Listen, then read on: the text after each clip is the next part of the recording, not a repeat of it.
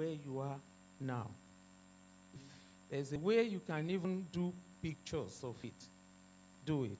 It's very important. It helps you to be able to see where you have reached at any point in time. So you need to articulate and have a vision. I like your answer of leadership. You said somebody that is visionary. How do you develop the vision? Because it's not everybody. I've met people when I ask, what is your vision? Where are you going? They're just blank. And it's not difficult. Vision is just simply put a dream. Maybe let me say a daydream. It's not the kind of dream that you dream when you are sleeping. You want an organization, or you are leading a group of people. What do they stand for? These people you are leading. Where do you want them and yourself to be in time? Maybe give it 3, 4, 5 years, 10 years. Where do you want to be? You can dream about it. You can have that insight first in your mind. It's just like an architect. You know, before an architect can put together a building, everybody's saying, this is fantastic, this is fine, this is nice. He has seen it first in his mind's eye. And then he puts pen to paper, he draws it. And after drawing it, he begins to work on it. He gets other people involved, a structural engineer,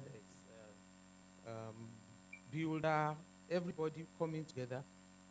From that building, drawing on the paper, they transition that vision into a physical structure. It's the same way with any organization you are leading. You have to have a vision. And that is a leader that knows where he's going. So where are you now? Where is the organization now? And where do you want to be in 5 years' time, in 10 years' time? You have to see it first. You cannot see it happen if you don't see it first in your mind's eye. Am I talking to somebody?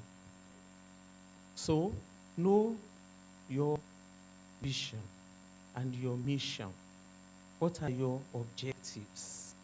That's how you are going to get at your vision accomplished. When it gets to the level of the mission, you are breaking it down. We want to go to heaven first. That's our vision in Redeem. And we want to go with as many people as possible. How are we going to do that? We're going to evangelize. We're going to live holy. And then it goes on and on until we begin to get it to, we're going for evangelism. What do I need to take along? We're getting to planning. You have to plan to accomplish your vision. It is when people see that you are going somewhere and you know what you are doing that it is easy for them to follow you. There is no leadership without followership. That's very key. So, make it plain. Even the Bible says that we should, get the vision and write it. Make it plain. Get clarity on what you want to do, where you are going, and then that is what gives people the assurance that they're going somewhere with you. I'll just give you 1 or 2 examples of what we're talking about when we say vision, mission, setting objectives. How many people know Sony, an electronic company? Yes. Sony, yes. What do you know Sony for when I say Sony? electronic gadgets, and what about quality?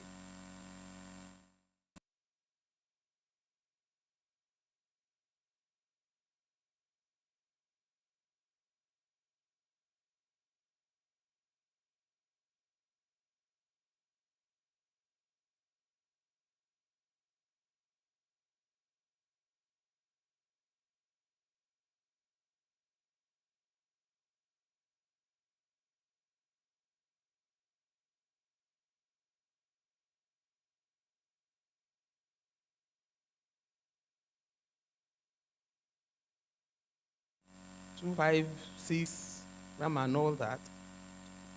It's the same thing that is in Sony and HP. They'll probably do the same thing. But because we have all gotten used to the fact that Sony is a brand that people respect, so they're beginning to sell the brand. And I'll tell you how they got there. Sony in the 50s, they had this core ideology that their own core values was that they wanted to elevate the Japanese culture and national status. They wanted to be the pioneer, not following others, doing the impossible, encouraging individual ability and creativity. They wanted people to experience the shared joy of innovation and the application of technology for the benefit and pleasure of the general public. And to ask you today, this is 2024 from 1950. That's how many years? It's been the last 70 years. They've been working on this ideology and they've perfected it. Would you say that Sony has achieved that core ideology? How many people say yes? I think they've even surpassed it.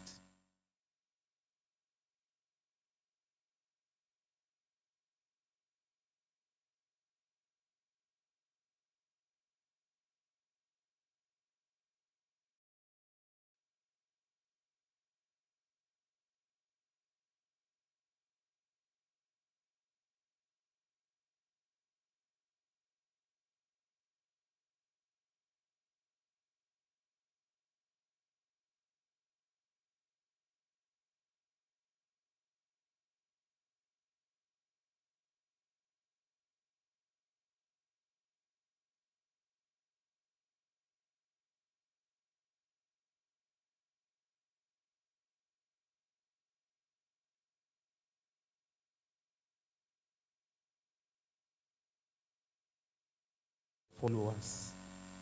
Sometimes communicating your vision to your followers is not in a hall like this in the lecture. You will get to that point, but you may need the three key people first, one on one. If there are any issues that this person is going to have with this your vision, you discuss it, make it clear to the person. You go to the next, identify your key people.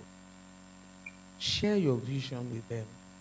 Make sure they understand and they key into it. If you're able to do that, you are like 50%, on your way.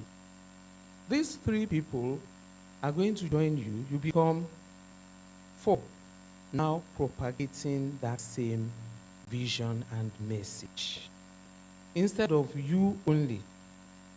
So what four of you would do amongst the rest of the group makes it easier.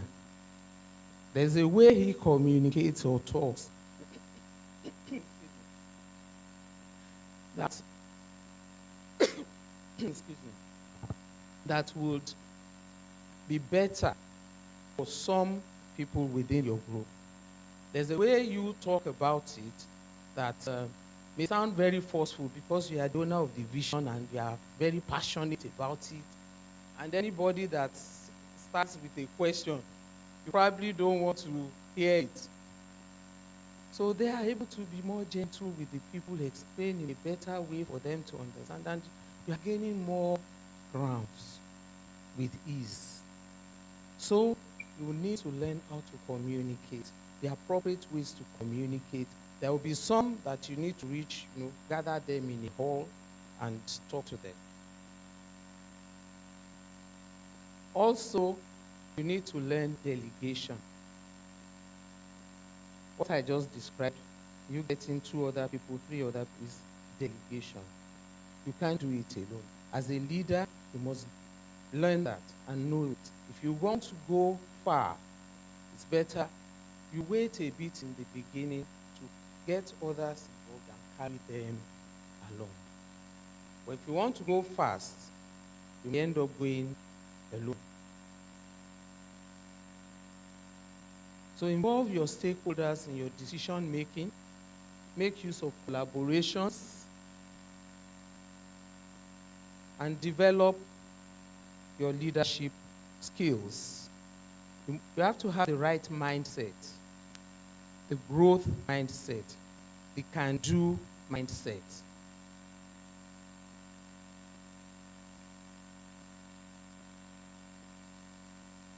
You have to have problem-solving skills.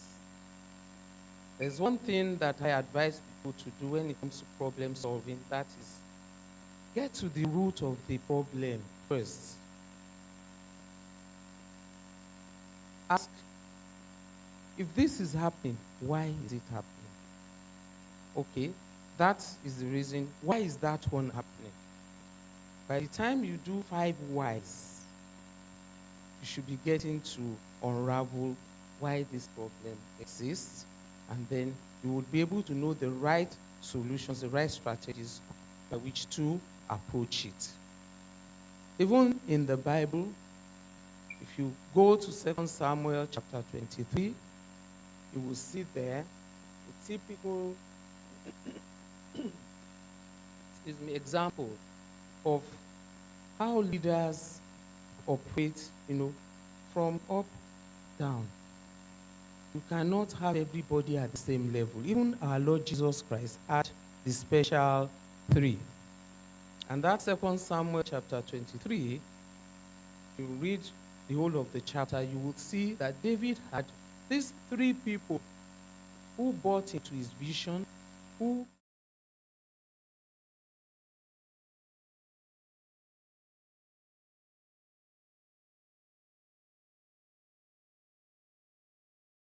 of the Philistine to go and get him water just because he expressed a desire that,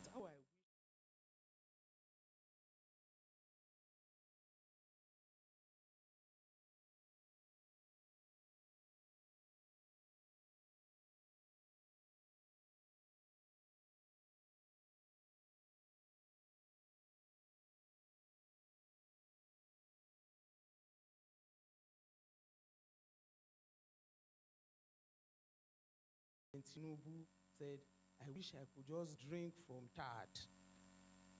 Isn't that phenomenal? That is the power of influence.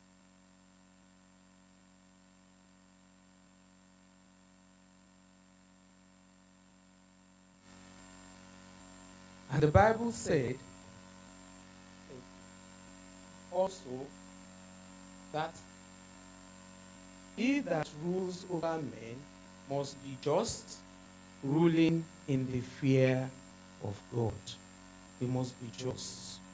We must make sure that we're objective when we need to take decisions concerning people, because managing people is the most difficult aspect of the job of a leader.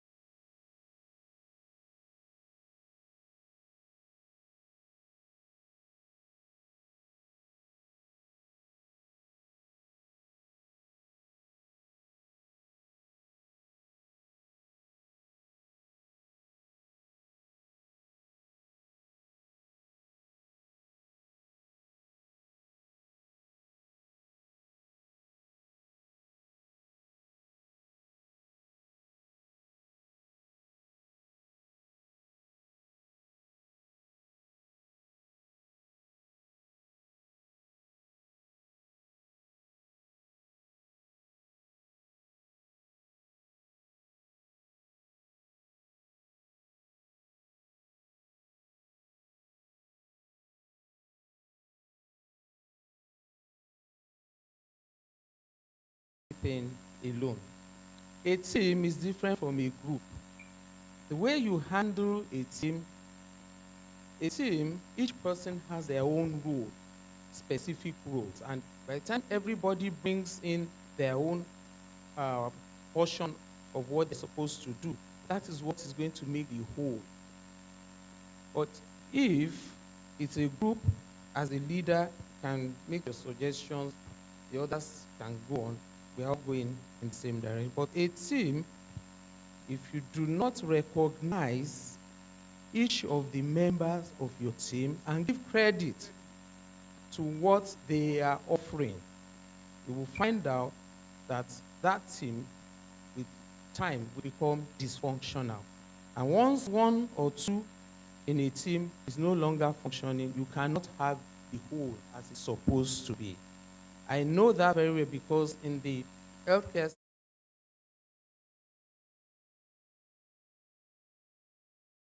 laboratory, the doctor cannot go into the laboratory and carry out the test. He can't do what the nurses would do all.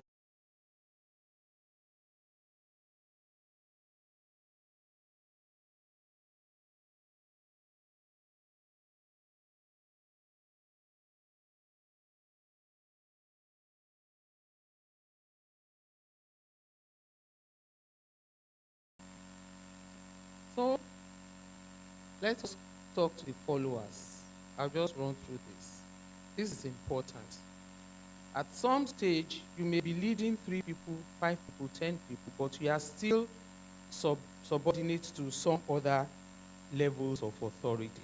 So you are still a follower. A good follower will make a good leader. These are the things, key things that is required for you as a follower. Faithfulness is very important. Whoever you are reporting to must know that you have their back, no matter what. The person might have offended you. It is better you go one-on-one, clear it. Don't go outside and start speaking ill of whoever you are reporting to. Loyalty is very important. Be supportive. Know their needs. What can you do to make their burden light? Key yourself in. The right mindset is to know that if there's an assignment to be done, don't first think of how difficult it is. Have a can-do mindset.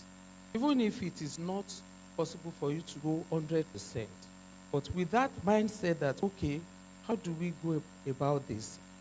We can do it.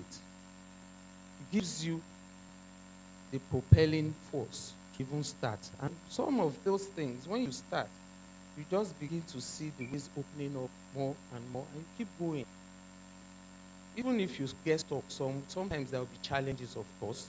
If you get stuck, get help. There's always help. There's always something next to do that can solve that problem.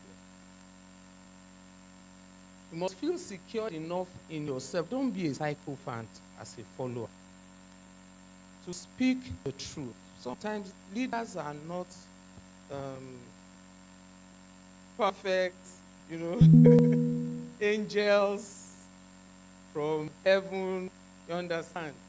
They have their own problems, they have their own challenges, they have some things that they are struggling with. So you must understand that and be able to speak the truth in love, not only in criticisms. Be dependable, be reliable. Let's be one of those people that your pastor says, do this, and you can go and sleep without looking back and let's see, has this started? Okay, he has started, and then he goes away. And then after another 3 hours, we want to see, is he still on the same spot?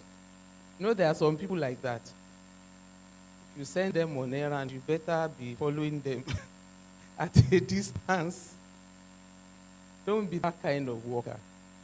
Be the kind of worker that before the boss says, what next?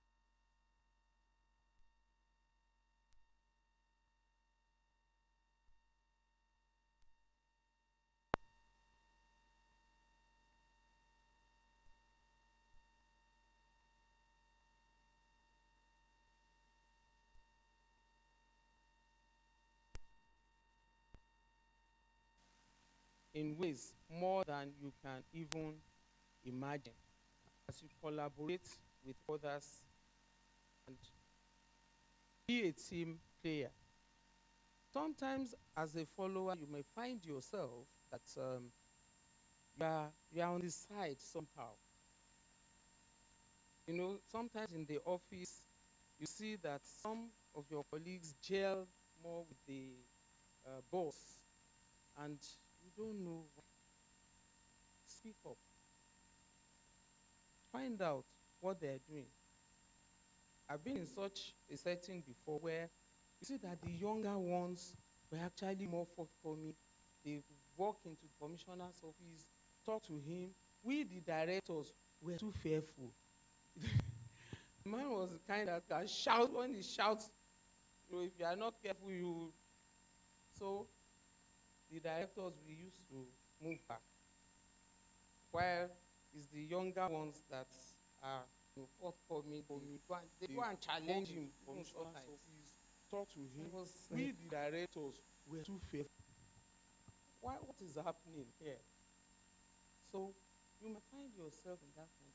The boss actually wanted people who could confront him. Meanwhile, the older ones were too fearful, too shy, because I don't want to go and annoy the guy. I know Gen Z, you don't have that problem. Am I right? You don't. I like you guys. You walk into that place, you know, put in your best, speak up. If there's something others are getting and you are not getting, ask why.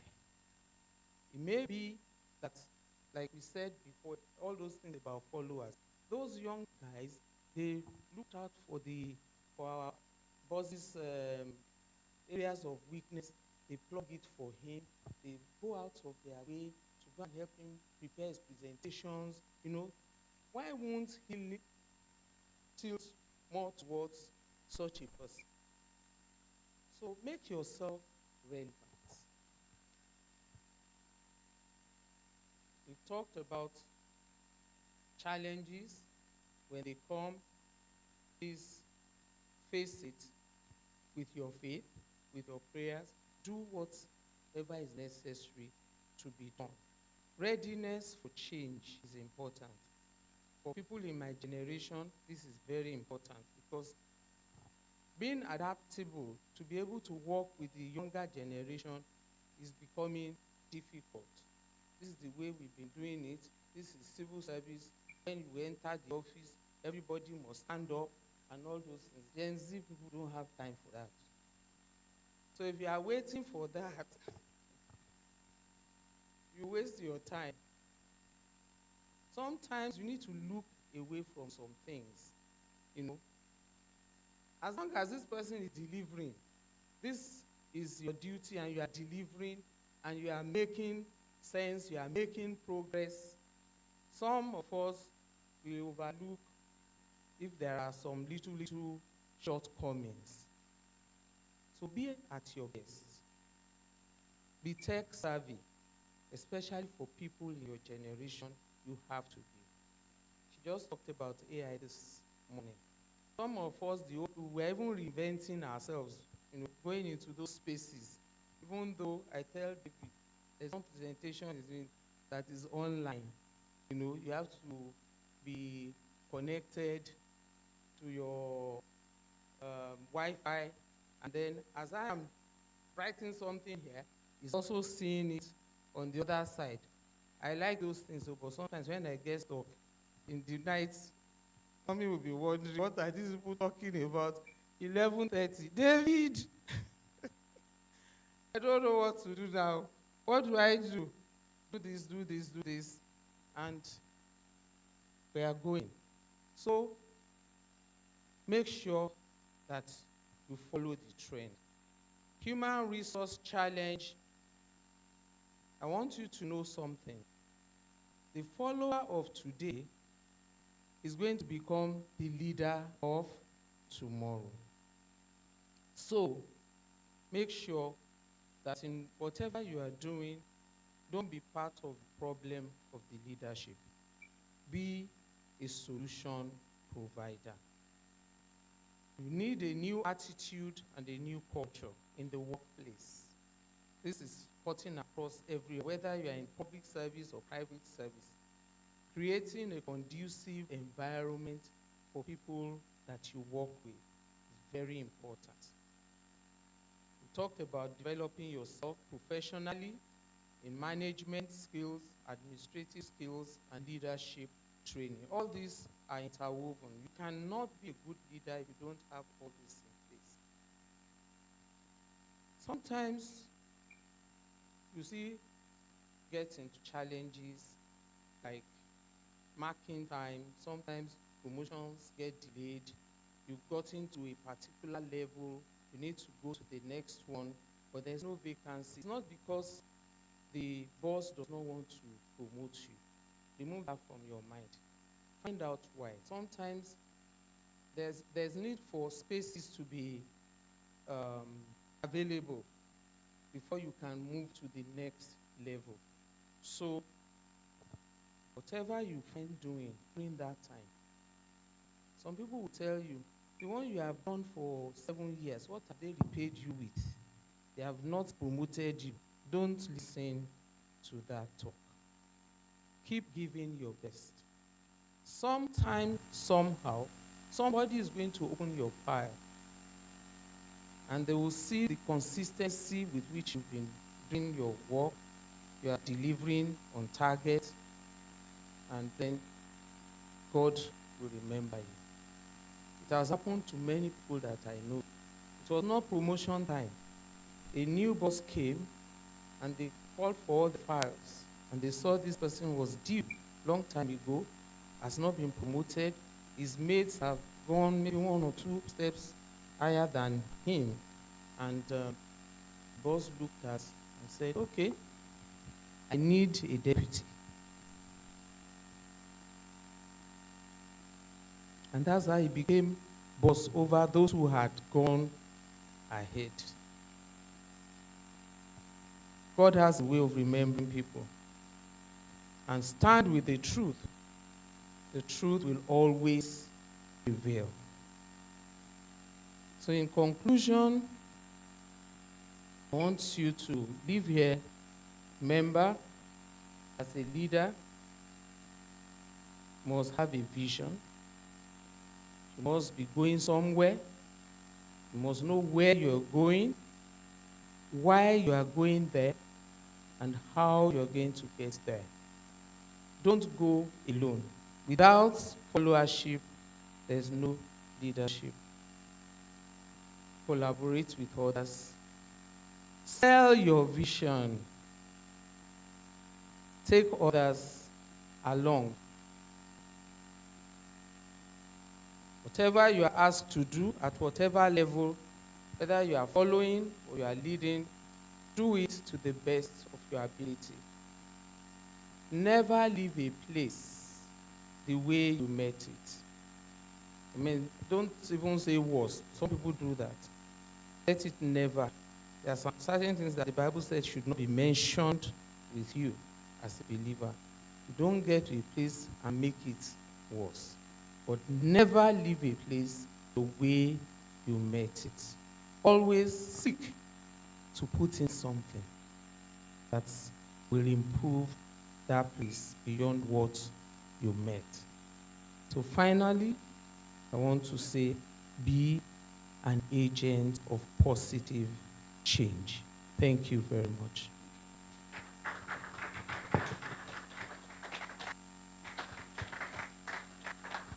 Thank you very much, Ma. Please, let's keep jamming the hands together. Unless you can talk about leadership the way she just did. Keep on clapping for Dr. Mrs. Bankole. That was what? It was amazing. It was so insightful.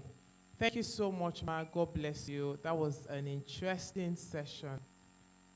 Very, very educative. Can we put our hands together again?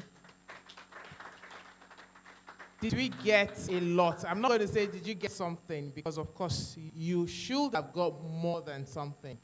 Can I see your notes? Let's compare notes. Look at mine. Huh?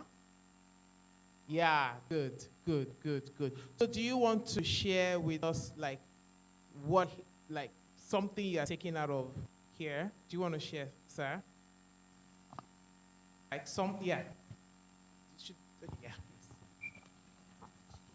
please.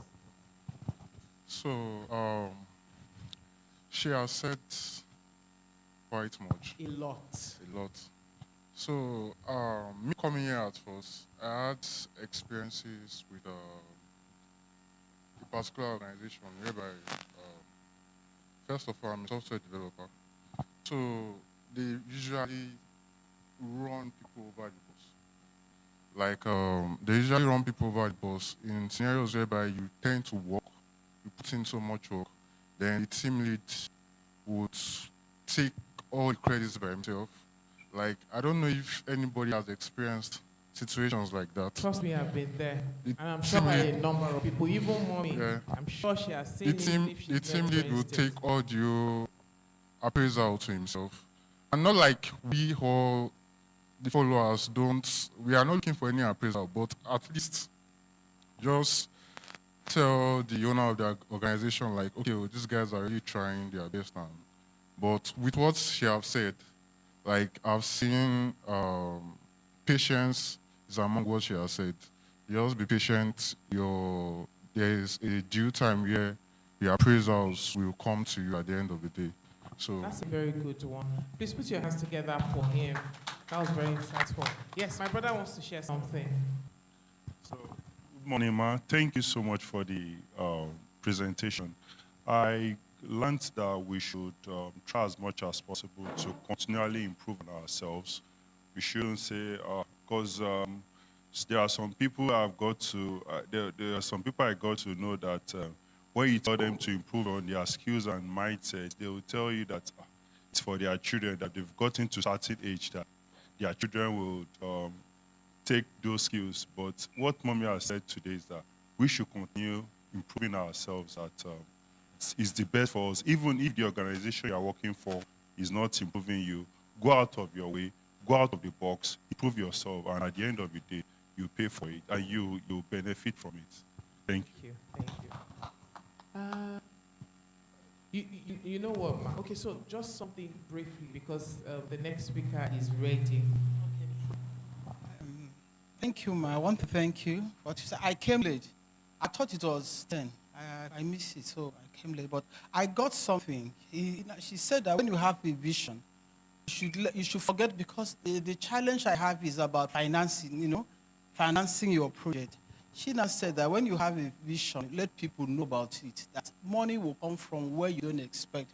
But see, the fear is that what people say is that when you make your vision known, sometimes your vision is being stolen. Sometimes somebody else, instead of helping you, they will rather steal the vision, and before you know it, you will see it in another person's hand that's around you. So that is the challenge. Okay, ma'am. Okay. So there will be a question and answer session. I hope we know. So let me quickly address that. There's a way you coin your message that does not reveal the details of how you're going to do it. You only tell them this is what you want to achieve. That's the end result. You understand? And then what in the in-between. This is where you are now. Where you are going is what you want to tell them. You don't want to tell them your strategies. You don't want to tell them the methods of how you are going to get there. If they're going to buy into your vision, there are people like that. When they know that they cannot, they've attempted to steal people's ideas, but when they get stuff, they can't move forward. They don't know how you're going to achieve it. They will call you. Then they can partner with you. They can give the funds. You bring in the technical aspect, and then you can share the profit. Thank you very much, ma. Okay, so like I said earlier, let us write down what we want clarification on, and there's a whole time allotted to that. So, praise the Lord. So our next speaker will be taking us through mastering business negotiations in a global or virtual workplace. And joining us this morning is Mr. Kunle Adefila. Please put your hands together. Let's keep clapping, let's keep clapping.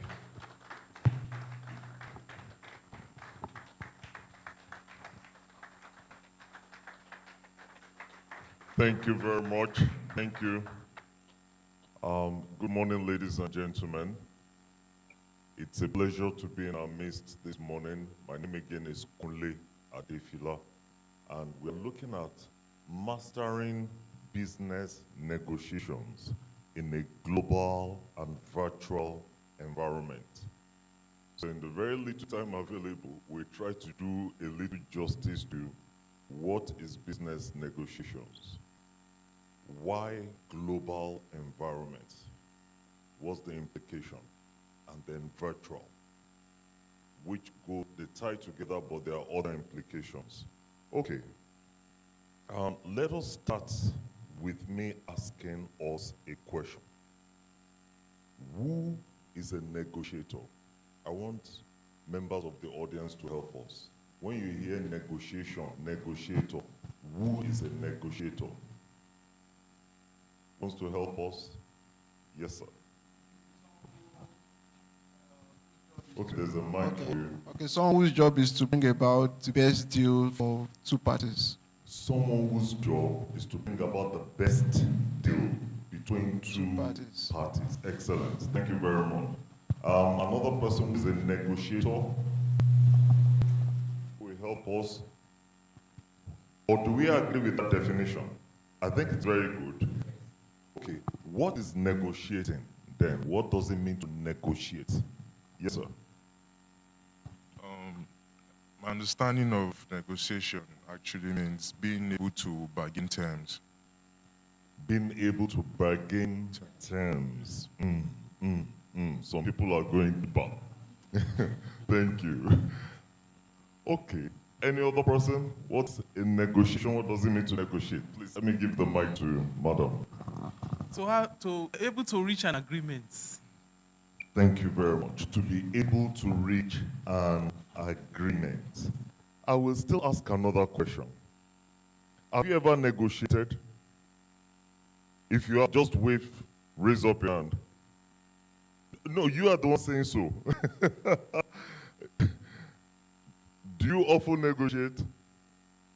Some are not answering. The truth is, everyone does. It's like selling. But sometimes we think that word negotiate means, oh, we are doing something very complex, something very big. And truly, when you are doing a big business transaction, negotiations become more serious. But in little ways, on a daily basis, most of us negotiate. I was one of those people that feared some terms. One of those terms was selling, which is close to negotiating. And say, I don't like selling, no, I can't sell. Any job that requires me selling, I'm not doing. But later on in life, I now discovered that whether I like it or not, every human being sells. You sell your idea to people, you sell yourself to people for them to accept you. You are selling all manner of things to try to persuade people to accept what you believe and what you carry. So when I realized that we sell, I told myself, why not learn it and master it and move ahead with life? The same thing with negotiation, we all negotiate. Let me tell your neighbor, we all negotiate. What scares you most? Final question. What scares you most about negotiation, about negotiating? When you're about to go into a negotiation, what scares you? Who's going to answer for us? Yes, my brother. Please, take the mic. Inferiority complex. Inferiority complex. I appreciate your sincerity. Yes, another person, I think the gentleman next to you there. Fear of the unknown. Fear of the unknown. Another person here. Fear of being cheated. Fear of being cheated. So, out of the fear of being cheated, what do you normally do? If you're going to negotiate, what does it make you do? Does it make you defensive? Fear inferiority complex to drive yourself lower. Thank you for those sincere answers. And I'm not going to do this in a very step-by-step. I'm going to go forth and back and forth. When we talk about negotiating, first of all, let me just try to quickly explain the word. It means what happens when two or more persons with different ideas come together and they try to reach an agreement. That's why I love so much that word used, agreement. When two or more persons with different ideas, different positions, we try to come together to reach an agreement.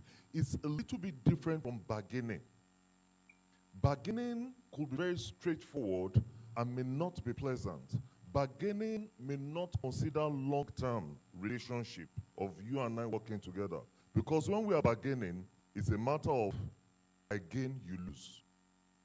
I gain, you lose.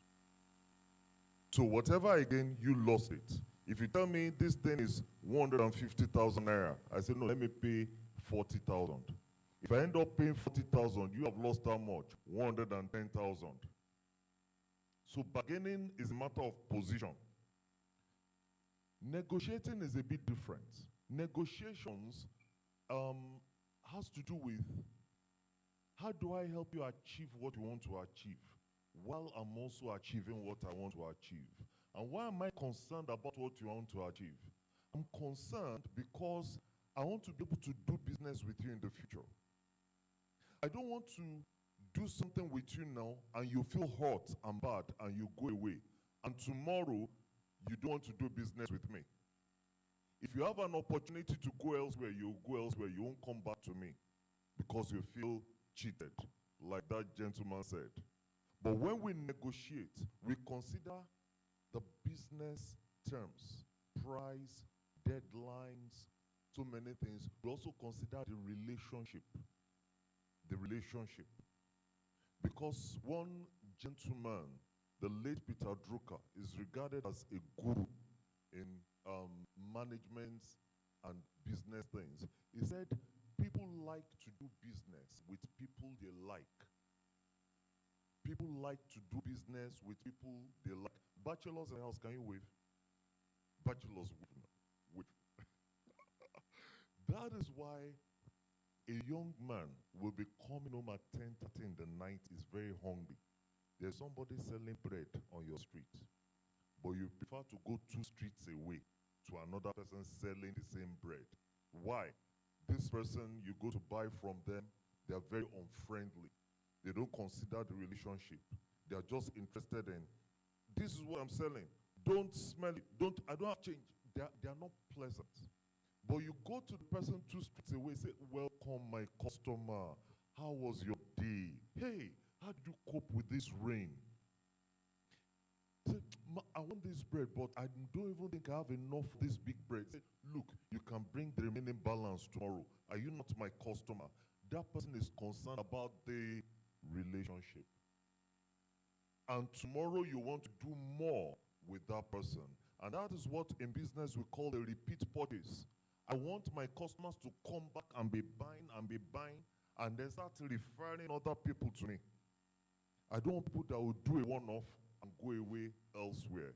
Back to negotiations. I'll describe negotiating as the process we use to satisfy our needs when what we want is controlled by someone else. What you want is controlled by someone else, and you want to get it. You want to persuade that person to let you have it in a way they also feel that it benefits them to let you have it. Now, how we handle this will determine whether the negotiation is hard or whether it is friendly. When somebody said, me, when I want to negotiate, I have inferiority complex. Another person says, I fear being cheated. What came to my mind immediately is what 2 experts called negotiation styles or conflict styles. We have different styles, which if you don't recognize, it will be affecting everything you do. But if you recognize it, you start learning how to manage it. There are 5 major styles that Thomas and Kilman identified. They mentioned what they call avoiding. Some people try to avoid. Some people competing. They will fight for everything. Some compromise. Oh yeah, I take. And you may think that is good, but I will explain to you why it's not the best. Some are accommodating, say, okay, it is okay, you can have it. Then some are collaborating. They say, let's see how this will benefit you and I. For the avoiding people, they hate to negotiate. They even hate talking about business. They have personal fears. So they may dodge you. And then the thing you want to do with them, you lose, they lose. Everybody loses. They don't mind avoiding. You want to have a meeting with such a person at work, then another department, you will set time, they will find an excuse to dodge. You'll be pursuing them up and down. When are we going to have this meeting? When will we move this project forward? They are avoiding. Then when you get to the table, they don't share information. Anything you say, they are avoiding. They can frustrate a negotiation, or they don't let you get the best out of it. Now, the other type of people, the opposite of the people that avoid, are the competitors, competing. The competitive person sees every negotiation as a fight. They're more into bargaining. Let me get the most I can, and I have won. What concerns me with what you get? Competitive. Then, of course, there's the accommodating, compromising. Compromising. That word wants to sound nice, but be careful. Compromising in negotiation means you want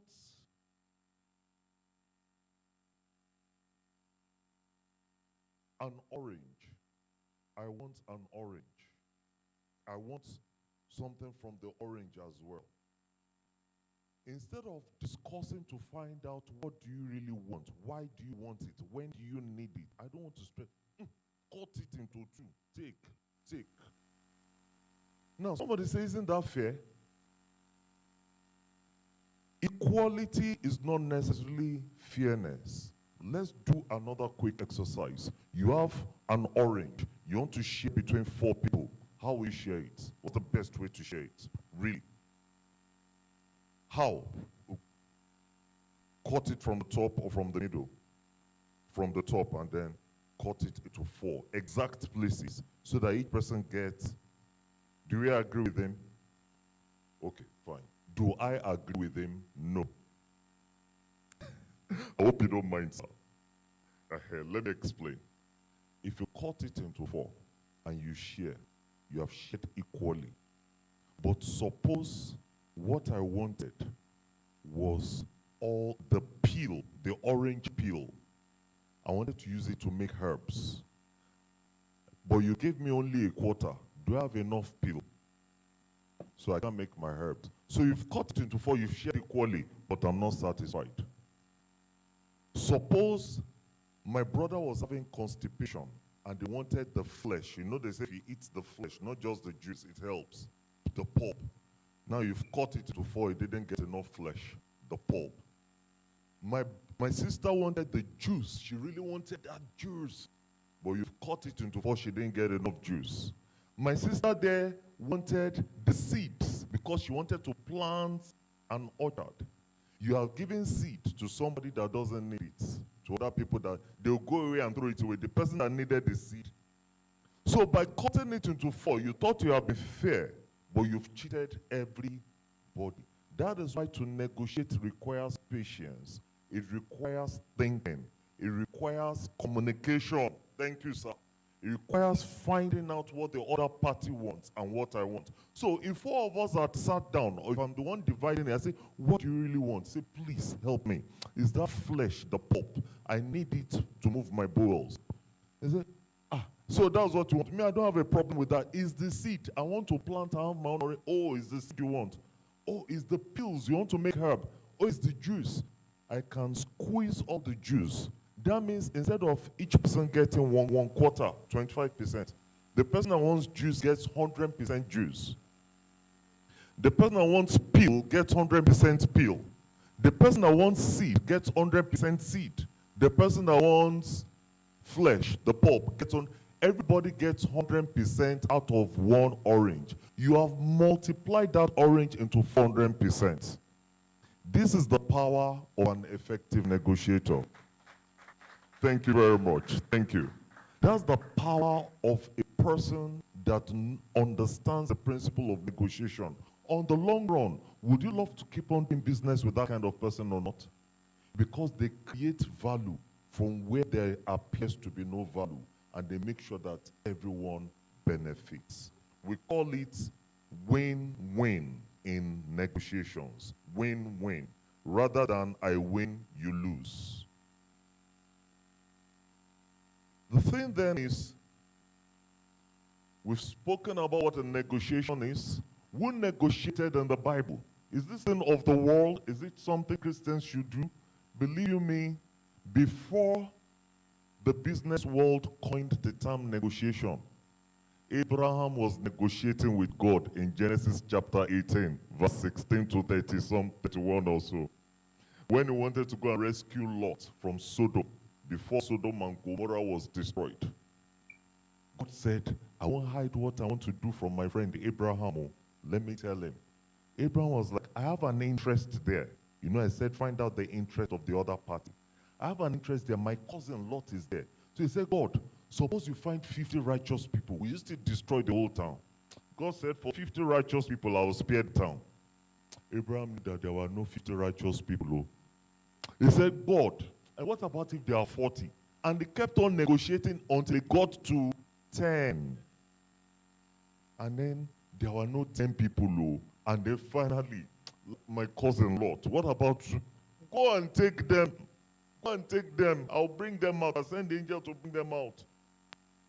And in asking God to fulfill his own interest, he was mentioning God's interest, righteous. Why was God going to destroy Sodom and Gomorrah?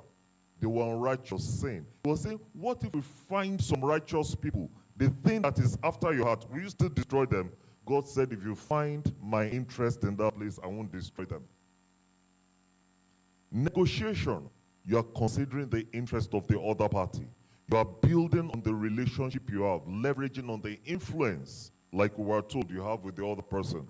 Abraham negotiated for Lot. Hezekiah negotiated again with God in 2 Kings 20, verse 1 down. When he was told that your time is up or you will die. He said, Lord, remember all the things I've done for you. Don't you think you should give me more years to live on earth? So negotiation is a part of life, and it has existed for as long as possible. Components of a negotiation. One, understand what is involved. Usually there are two things involved, two kind of things. One, there are business needs, and then there are relationship needs. You know, I mentioned relationships before. When we talk about business needs, you're talking about price. You're talking about terms of delivery. You're talking about time deadlines. You're talking about who gets what resource. You're talking about, so depending on how simple or how complex it is. For those of you that are into project management, you know we can spend a long time determining the terms of a project. All those are business needs. Then there are relational needs. Who should do it? Who will get what?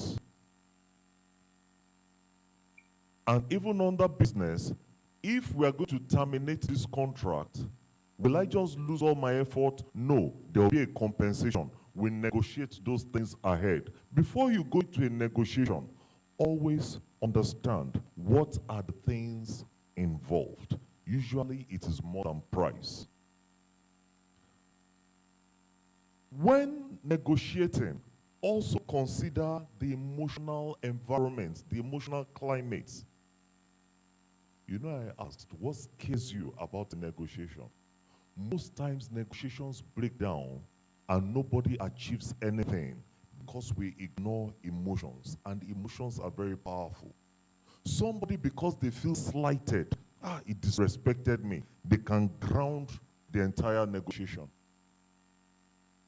Somebody, because they feel my interests are not being considered, a stakeholder, can sabotage that negotiation. You yourself, that you want the negotiation to take place, if you are not managing your emotions and conscious of some things, some wise people can make you angry. They will trigger you, and you get angry, and you make a wrong decision. It's only later when your eyes clear, you'll be like, I made a mistake. I lost everything because my emotions took over. That is why when we are talking about negotiations, this is just an introduction. If you have, for instance, a 3-day program on negotiations, one of those days or half a day, we'll talk about the skills you need to negotiate, such as communication skills, the ability to listen. Chester Karras, one of the fathers of business negotiations, he said, when listening, we are not just talking about hearing. He said the true ability to listen is to hear that which has not been said. To hear what has not. That means you are observing with your eyes. You are looking at somebody and say, yes, I like it, but his face is saying, no, I don't like it. You are reading body language. You are observing all manner of things, and you are getting information that people don't know they have given to you. You know, as we are here right now, people are giving information. Everybody is communicating. Who is talking here right now? Who is talking? Me. But who is communicating? Every one of us. So as I'm speaking, I see somebody is doing like this. I'm like, that person didn't understand what I just said. The person is communicating to me. So very quickly, I will explain it again or use an example. Somebody will be wondering, he has already said that thing. Why is he going over using an example? No, it wasn't because, it was because of that person that, and then the person that was like this before, no. I said, oh, he has understood. That person, were they communicating to me or not? They were, but they were not aware that they were communicating. This is why if you are speaking, if you are negotiating, you must always be listening with more than your ears. You should be listening with your eyes and your heart. And then you manage the emotional climate. You make sure that you are level-headed. You regulate your emotions. You are suddenly getting angry because you are an engineer, and somebody is saying, Benga, and that engineering title, it took you many years to get it. I've met somebody like that before.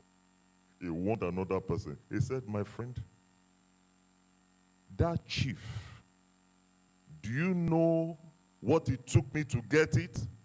Please, next time you address me, true life situation in a business environment, please use chief. Sorry, chief. We are very sorry, chief. Sorry. That engineer, Mr. James,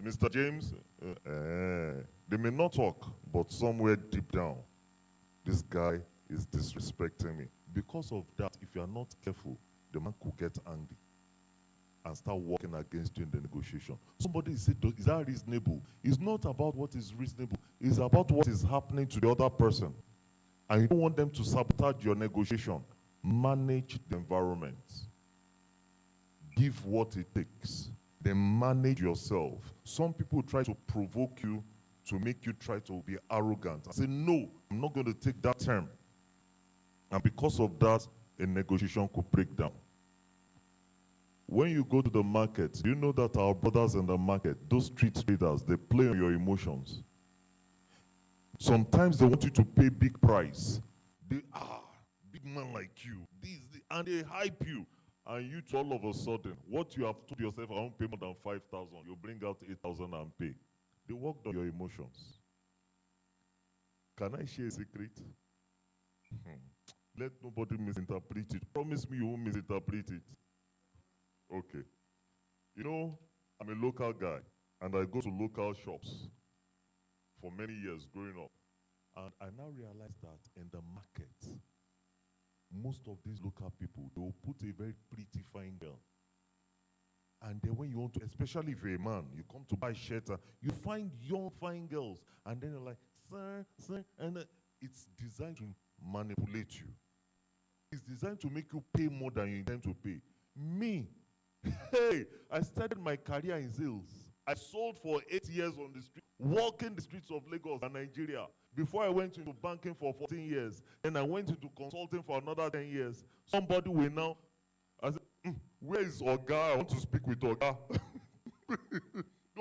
don't be, I don't have time for, don't say, I prefer, no, please, this is why I said don't misinterpret it. I'm not a, what do you call masculine?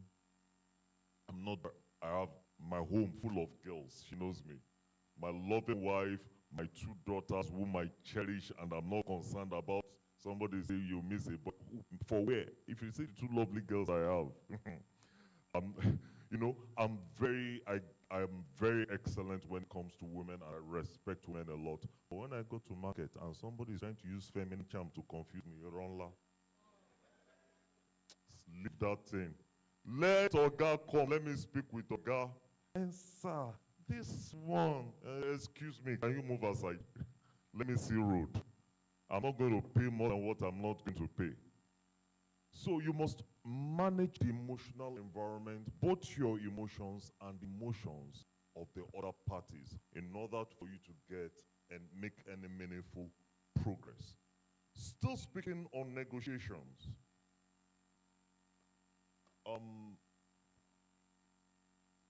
I've spoken about what a negotiation is, an attempt to get a win-win situation.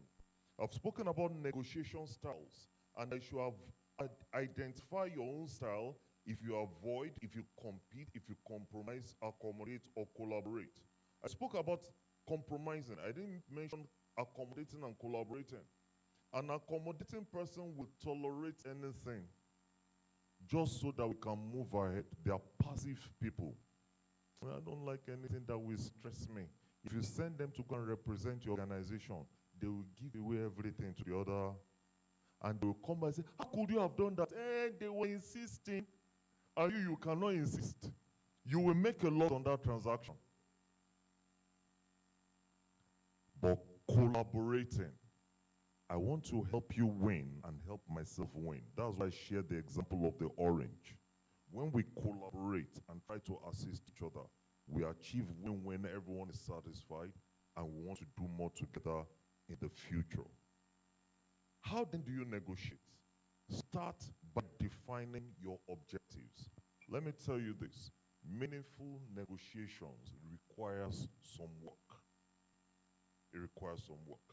Now, for simple purchases, maybe not so much, but by the time you start doing business or negotiating on behalf of your organization, negotiating with contractors, negotiating your salary and so many things, then you need to be ready to do the work. It starts with, first of all, please, can you still leave it on the previous page? I'm just speaking some other things before I go here.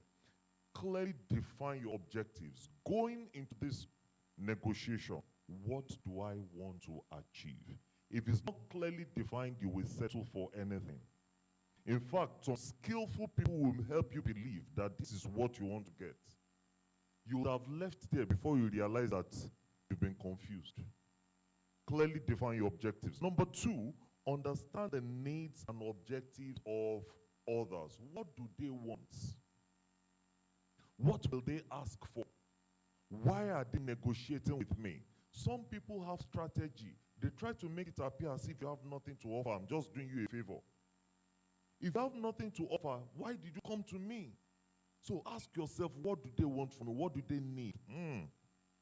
What does this person need from me? Once you understand it, it positions you to manage the situation. You can help them get it if it's within your capacity and they will do you no harm. But at least you know what you are doing. Not that you are just running around in circles. What do they want? Then have a concession strategy. Have a concession strategy. When we say, what does it mean to concede? Can somebody help me with that English word? To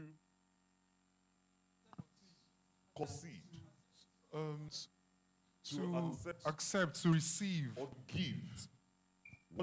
What you say, I conceded it to him. That means you gave it out. You allowed them to take. In negotiations, this is a very major pillar. Concessions. Because you know we are negotiating. I give, I take, you give, you take. I win some, I give some, you win some. So what is your concession strategy? What are the things you can give? And the things that, no, they must not touch this one. You must clearly define it before you start. If they ask for this one, I can let it go. But this one, I won't let go of this stuff. I won't let go of this aspect of the business. It is very important to me. But these other ones, I can give them so that they'll be willing to collaborate with me and give me what I want. So have a concession plan. And then know how to manage it. For managing your concession plan, you don't start the negotiation and give all your concessions. I'll give you people this, I'll give you this, I'll give you this. If you are dealing with a hard negotiator, they will keep quiet. Collect all you have to give, and then they'll move on as if nothing happened. And you're like, I'm thinking that you will now give me. And meanwhile, you've already exposed your hands. They already know what you have. They'll try to make it appear as if you haven't done anything. Say, and you get, so what is that one? What is that one? That is why your concessions must be kept and strategically given. And anytime you give a concession, get something back in return. It may not be money. It may be a position. It may be an opportunity. It may be something even for the future. But know what you are getting or what you are conceding. Otherwise, people will take you for granted. And of course, now let me say this, in relationships and life, these things are not like, if you don't do this, you are failed. You can have relationships that you don't expect anything. Does that happen or not? You could do some things with some people and you don't expect anything in return. So you don't also want to go around thinking that everyone I do something for, they want something from me. It's a mindset that sabotages people. What does the person want to? They want to use me. They want to take. No. It's a scary mindset and it will sabotage relationships. You have to understand what situation you are in and how to manage it accordingly. Sometimes when I teach on business negotiations, then some people I do business with, I'm a consultant. They are like this. He's going to try to use all those negotiation strategies. And then I just come out and I don't even negotiate at all. Because another negotiation strategy is to win people over and to deliver value so that people want to call you back. So instead of haggling over price and trying to do this and that, when I know they aren't expecting it, I'm like, life is not always about what I can get from you or how I can catch you, how I can hold you. No. Life could be more simple like that. I'm a professional, I deliver. Do what is I'm entitled to. Let's move on. So, not every time a negotiation. Say not every time a negotiation. Have a concession strategy. Consider long-term goals, long-term relational goals. When it comes to preparation, which I've mentioned before, let me leave you with a quote before you go into a negotiation. A man named Sun Tzu, a Chinese philosopher, highly respected all over the world. He wrote that very popular book, The Art of War. He said something. He said, every war is won or lost before it begins. Every war is won or lost before it begins, even before you fight. What does it tell us? What does it tell us? Help me. Help me. Yes, it's won or lost even before it begins. Yes, sir.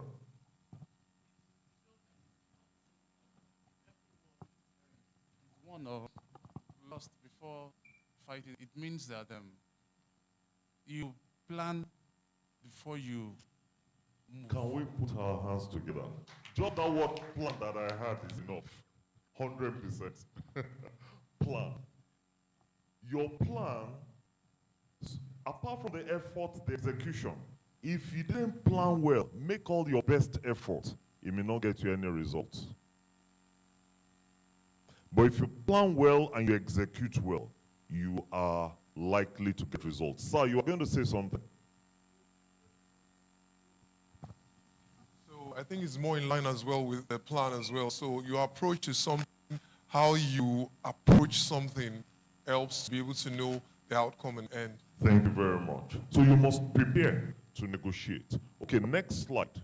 And then we start closing out so that we can have, there's still another session of questions and answers. Taking it global. They said mastering negotiations in a global and virtual environment. Number one, global also refers to, relates with virtual. Because today, the whole world have discovered that I don't need to travel and spend so much money to go to the UK. I can get on Zoom and have a discussion with them. And today, people are negotiating and doing excellent business online without meeting themselves physically. Technology has opened up the world. Technology has made it possible for us to connect. I have insurance people, I trained some recently. They said now they do a lot of transactions, they never even meet the person physically. All over the world, technology has given us access. However, when we talk about global, I want to see more to it than technology. I want to look at culture. Culture. An American salesman many years ago, true life scenario, I extracted it from a case study we often use. Before the world became so modern, he was going to go to Saudi Arabia. Go there to represent his company, an American company. And so he decided to impress them. It's not the days of email. After writing a very lovely proposal, you know when you do a good letter, propose documents, and you want to bid for something in an organization, you go and bind it. He bound it, and he decided to use something very expensive to bind it. And to the taste of the American, you know, there's leather, alligator skin. Men, you know, it's even women to bag, shoes. So he decided to use pig skin, leather, very expensive pig skin leather to bind the proposal. Then he took it to Saudi Arabia. And when he got there, he was surprised that his hosts were very offended. Who can tell me why they were very offended? The pig skin. Saudi Arabia called Islamic culture. Pig is taboo, haram. They don't eat it, they don't want to touch it, they don't want to see it. So something that you know is taboo to me, you now use it to wrap and bring it. It's like you're trying to insult me. Do you know they begged, they tried to make amends. They discovered that it was ignorant. But those people said, okay, fine, you didn't do it on purpose. But it means you didn't even research us to understand us before coming to do business with us. So you disrespect us. For that reason, they canceled the negotiations, they blacklisted this company and refused to do anything with them. He failed to understand the culture of the people he was going to negotiate with. When it comes to negotiations, you want to understand the other people, even their culture. How do they think? What do they respect? Me, I don't like all these, you know, shaking hands. If you go to a culture, a company where they believe in shaking hands, and you don't shake their hands, they may think you're very rude. Oh, me, I don't believe in this, that, first names. I go to some companies, they use first names. MDiv, Salem Bank, first name. But some other organizations you go, Mr. Sir. As a consultant, I've learned to blend with every environment. When I go to an organization where they use, some will say PO, they use initials, PO, DM, GM, I use it with them. When I go to where they use first names, Kunle, Emeka, Stanley, we use first names. It is my duty as a customer service person, as a consultant, understand the environments and adapt accordingly. If you're going to be skillful and successful in negotiation, consider that. 3 hours of cultural mastery Recognize it. Recognize their culture. Recognize their company practices. Recognize the state, the tribe. Recognize their culture. They are different from where you're coming from. 2, respect it. We are different. It doesn't make my culture superior to yours. It doesn't make yours superior to mine. We are just different. So respect them. 3, reconcile it. How do I bring us together and still achieve what we need to achieve? Mistakes to avoid. Thinking that common sense is enough. Can I tell you something? Common sense is not enough. What is common sense to me because of my background and my environment is strange to them where they are. I call it common sense. They call it unusual practice. Make sure you communicate clearly. Number 2, assuming good intentions are enough. That American salesman that used pigskin, did he have good intentions or not? He had good intentions. Were they enough? Number 3, stereotyping. Stereotyping. Kwara people are bush people. I'm from Kwara, that's why I use that one, please. So that, because if I use another state, they say it's anti, it doesn't like us. But I'm from Kwara state, I've used my own, so nobody can fight me. So Kwara people are bush people. So any Kwara person you see, bush people. Public service people, they are lazy. They don't do any work. Public service, what are they doing? You'll be so mistaken.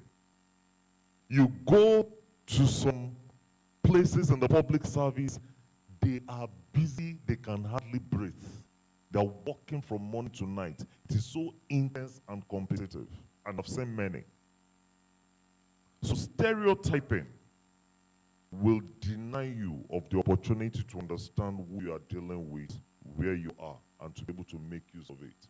Then virtual negotiations, very, very quickly, and I'll be rounding up with that. Part of global, apart from the cultural differences, is also the virtual nature. Hybrid, actually. You don't have to do virtual. But today, people have discovered that virtual negotiations are very beneficial. It saves me the cost of air flight, travel, which is so expensive, lodging in a hotel, time, traveling, going, coming. These days, we just organize and meet on Zoom. We finish the meeting, we save a lot of money. We save a lot of time. I can have 3 meetings in a day. Instead of before I travel from Ikeja to Ikorodu for the second meeting before I travel here, now I can schedule them, rest in between, have 5 meetings with 5 people in different locations. There are so many benefits to virtual negotiations. And so I want to encourage you in your organizations, embrace it. Many organizations are doing it today. They save costs. 2, prepare for it. It's not enough to say we're going to have, we do it on Zoom now, we do it on WhatsApp. Technology can be your friend. Technology can be your enemy. You want to negotiate for a business transaction that can save you, get you promotion, help you meet your target, and then all of a sudden, MTN is hanging. And says, it's not my fault. It was hanging. At a level, they may let you get away with that excuse. At a level, they won't take it from you. Senior people level know what I'm talking about. You know that MTN can hang at any time. Has it not been hanging before today? So what did you do to prepare? 4 networks I operate with. On my phone, Airtel, Etisalat. I'll bring out white modem, MTN. I'll bring out this one, Spectranet. One must go. One must go. I cannot be giving, me that I don't know anybody, I don't have connections. I fight to get jobs. I now finally get job, they give me opportunity. And then it was the network. We are so sorry. They will just cancel you. They have organizations that will give them results without excuses. Which one do you prefer, excuses or results? So if you are the type that give people excuses, and because the excuses are real, you feel, but there was traffic now. Everybody can see that there was traffic. Somebody will just keep quiet and say, oh, this is the kind of person I want to be doing business with. This is the person they've just hired. Okay. HR, keep your stuff. There are some people that know that there's always traffic every day in Lagos. So they're not waiting to tell me there was traffic. They've learned how to wake up earlier and get there 1 hour before time. They don't use traffic as an excuse. Somebody that wants results will quickly embrace that kind of person. So when you're preparing for virtual negotiations, remember this. Different network modems, well-lit environment. You don't have to be having unlock. There's a pants hanging behind your neck. You will lose respect. They will not see you as a professional, and that could be it. Prepare. Make sure there's adequate light, or go where there's adequate light. Make sure the environment is clean. Make sure you are sitting properly. Prepare. The world has changed. It didn't change yesterday. It has changed since COVID. Years ago. By now, you should be ready. Prepare. Prepare your environment. Prepare your network. Prepare your device. Get familiar with Zoom. You are going to use Zoom for a negotiation. You are going to use WhatsApp. Say, and when we get there, we will do it. The Bible says, don't bother what you say. When you open your mouth, I will feel it. So when you want to use Zoom, when you get there, the Lord will use your finger. It won't happen, no. That is why sometimes we're having these programs. You see somebody, it's no good. Help me. Or mute and speak. Where is the mic? They are calling somebody. Where is the mic? Where is... Auntie, why didn't you practice all this a day before that meeting? Practice it before the meeting. Know how to switch off, how to mute, how to unmute, how to do video, how to increase volume, how to do this, how to change your name. Practice everything. It doesn't take much.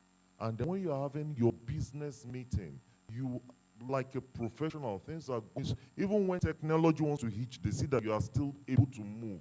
They will respect you. People want professionalism. People want results. People want to be able to respect who they do business with. Even if you're an employee, these principles apply. If you don't pay the price, you can't get a prize. Be ready to pay the price for virtual negotiations. And then finally, listen for nuances. When it comes to virtual negotiations, even with physical negotiations, I've said we have to be sensitive and observant and listen. But you know, with virtual negotiations, sometimes we put off the video. Sometimes even when the video is on, the person is on the other side. So you may not catch some things, but can I tell you, the same principles apply.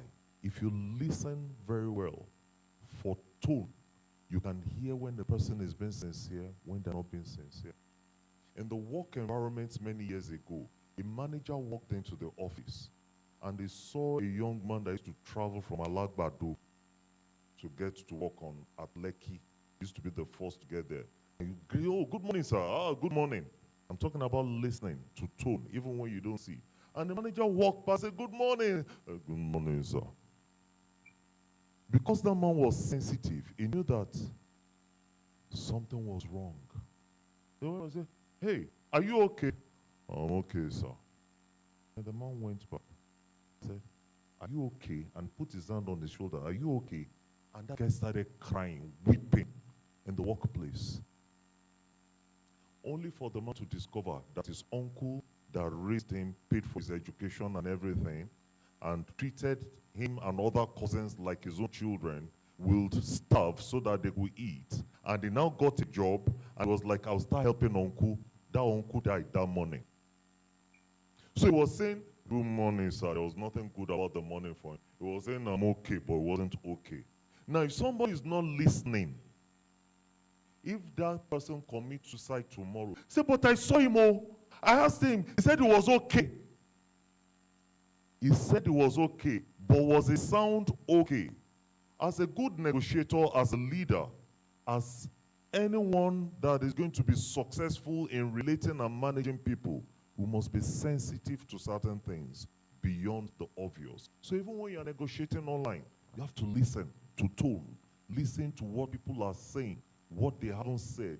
It will give you information beyond the obvious, which will help to drive you in making decisions, drive your decision making, so that you can achieve better results than most people around you.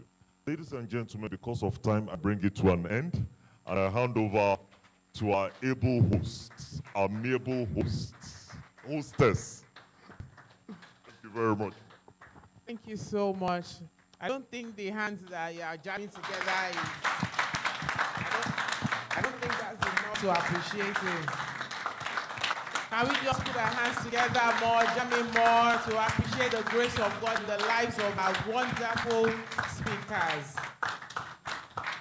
So I need your responses.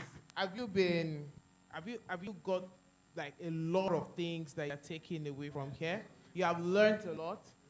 This is worth your time. Very much. Is it just one thing or two things that you have got?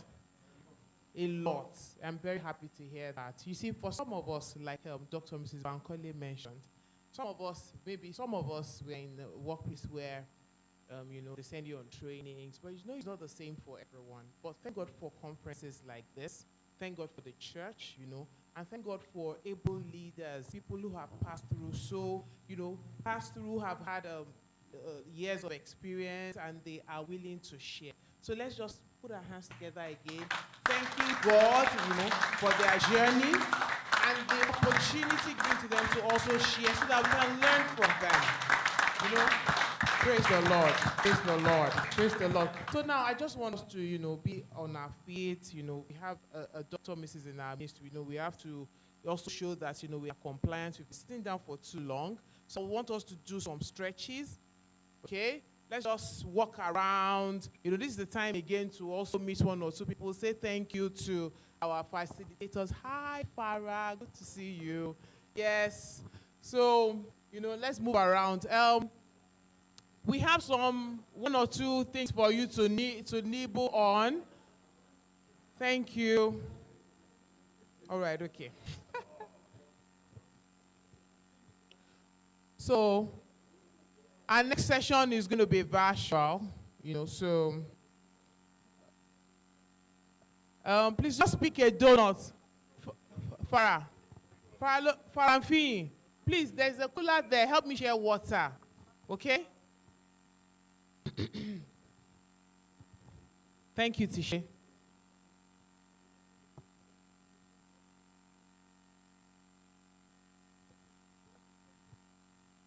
Please pick a donut and have something to just munch on just before we go into our next session.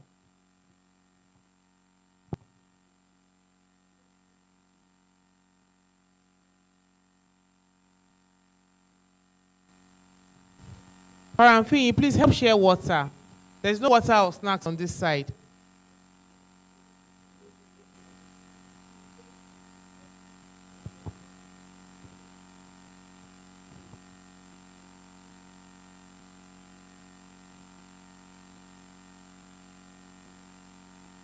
Please ensure you get a bottle of water and donuts. Sister Chinwe, don't tell me you are leaving now. Good.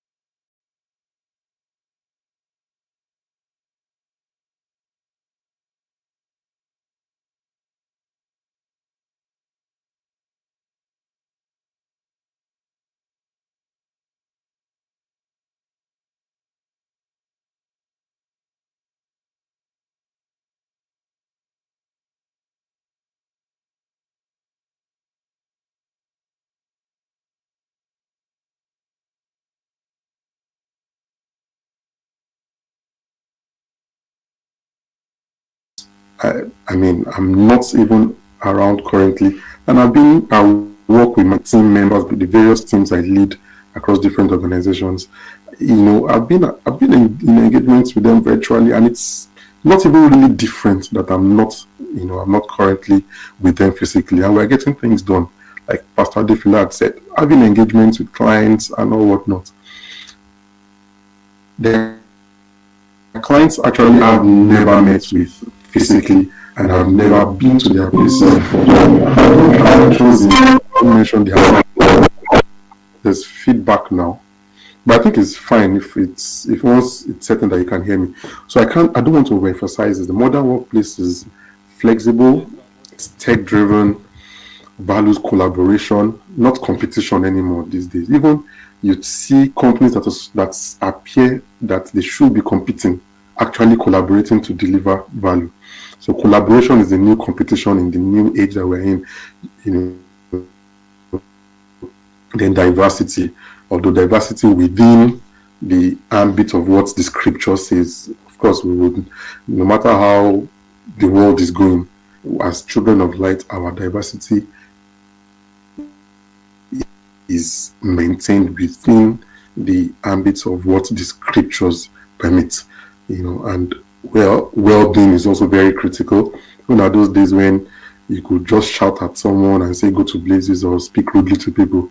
If you do that now, you see people who will tell you, it affected my mental health, and you could actually get sued. It's worse in the Western world, but then it's creeping very fast into our own space due to globalization as well. Then continuous learning, I can't overemphasize that.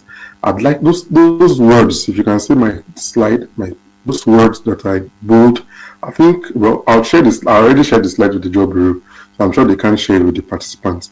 But you need to pay attention to those words that are bold, because they really are the major things that have shaped the current world of work. So I'll just talk about a few things, just so, since this is a learning session, just so that we can be on the same page with some of these new things that we are seeing. And as a management consultant, the challenges organizations are facing as well in this new time and space that we're in.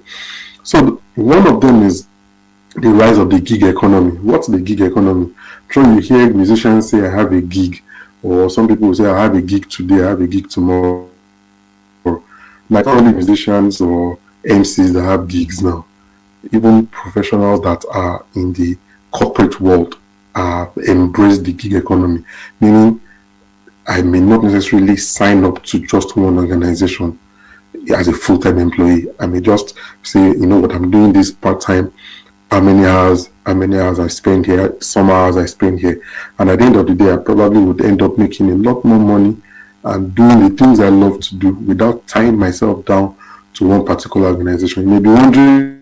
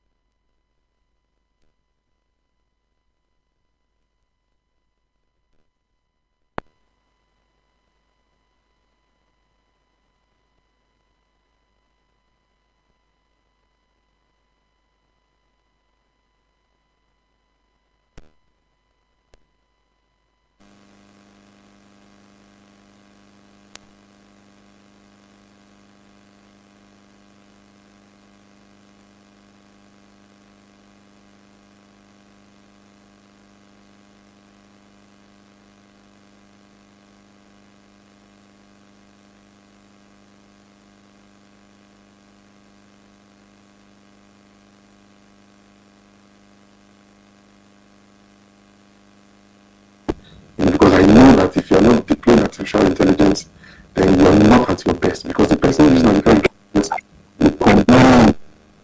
I think you may have to mute them. Someone just joined. You either have to mute or mute the person. Right. So you see on my slide, I have the average rate of adoption. You have USA, 75% adoption of artificial intelligence. I'm getting some feedback at my end, and you have to be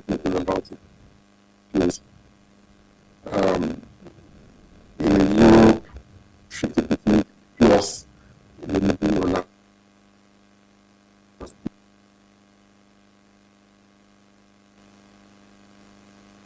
What? And that tells us clearly that people in artificial intelligence yet, you're not catching up with the real world.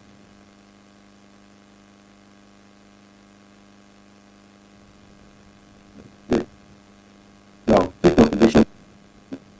The feedback is still I'm good thinking.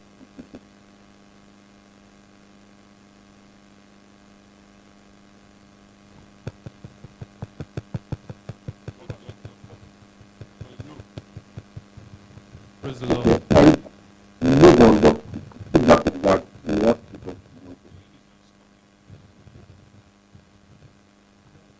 coordinational differences we have people working, people in Nigeria working for companies abroad. It has nothing to do with Nigerian personality, and we haven't been to the cross. As a matter of fact, we had doctors living in Nigeria to the UK. Now the doctors in Nigeria went to the UK, leaving the UK, going to us.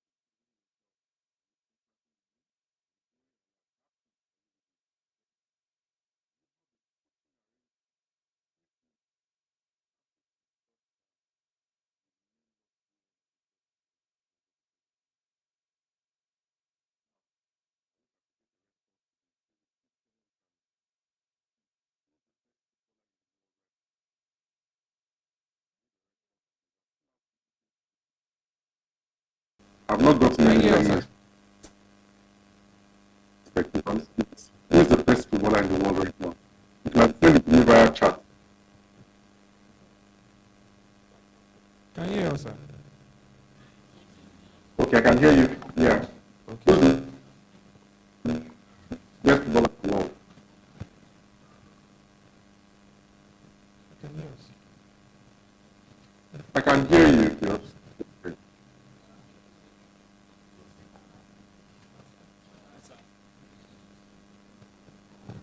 I didn't hear that.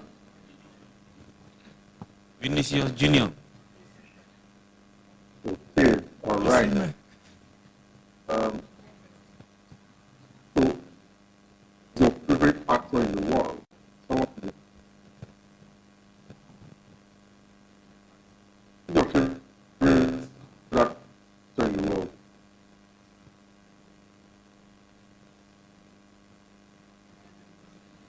Anybody?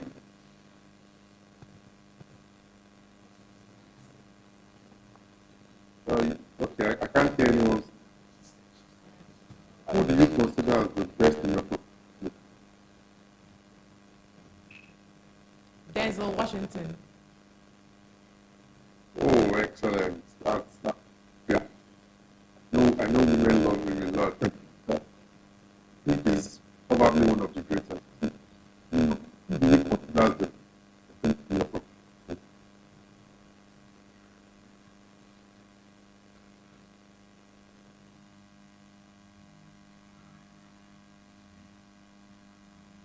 Can I get a response?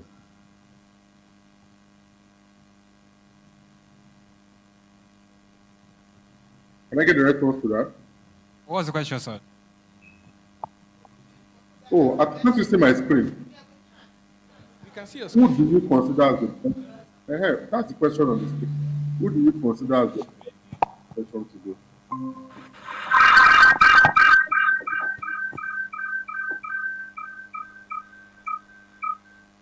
Any response? Governor Olushola Sanwo-Olu, sir. All right. Now, thanks for your responses. Now, the question is this. Do you know that these people you've mentioned all have coaches, even as we speak currently? Certain that Denzel Washington, even at the peak of his career, he has an acting coach, somebody who coaches him on acting. And I'm certain that this Olushola person you mentioned as well, I'll be surprised if the person does not have a coach as well. So the question now is, why do you not have a coach as an individual? If these people are already leaders in their profession, their respective profession, and they have coaching engagements, and they are coaches as well, why do you not have one? I can, if I should sample the room and ask how many of us have, not mentors now, I know you have mentors, but how many of us actually have coaches, and in the right sense of the word? Usually, it's never up to 10% of the room, even amongst people that are senior. But when you get to the leaders, you find out that they all have coaches. As our president is, he has a coach in speaking. As the president of Nigeria currently, he has a coach who engages in public speaking. He has been governor for years. He has been in public space for years. So I can't even emphasize it. If you truly want to make a mark and be exceptional in your profession, it goes without saying that you must have a coaching engagement. And if you see my screen, I've tried to describe it as of helping individuals achieve personal or professional goals through guided support and encouragement. Now, there's still a bit of feedback on my end. I hope that's not how it is at the end. I can manage with it, but I hope it's clear enough at your end. So, coaching is focused at you excelling as a professional. Now, underline these two things. It's goal-oriented and it's results-driven. Mentoring, yeah, usually for mentors, you may be somebody who has already walked that path and wants to either emulate the person. So that's the critical thing for mentoring. The person has experienced what you want to do. But for coaching, the person necessarily doesn't have to have experienced it. That's why you have coaches that necessarily do not play football or have never played football themselves in their life professionally.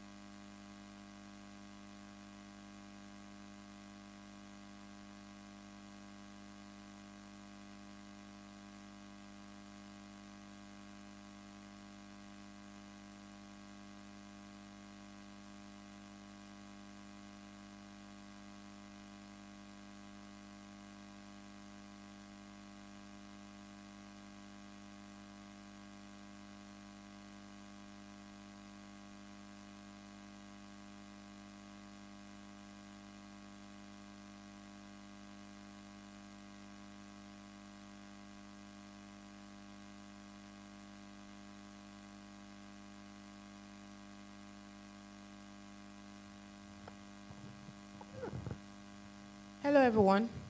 So we have been having glitches, and so that we do not waste so much of our time, I think it's best we go to the next item on the program now. So we're going to invite Mr. Adefila and Dr. Mrs. Bankole to the podium, so that I hope we all have our questions.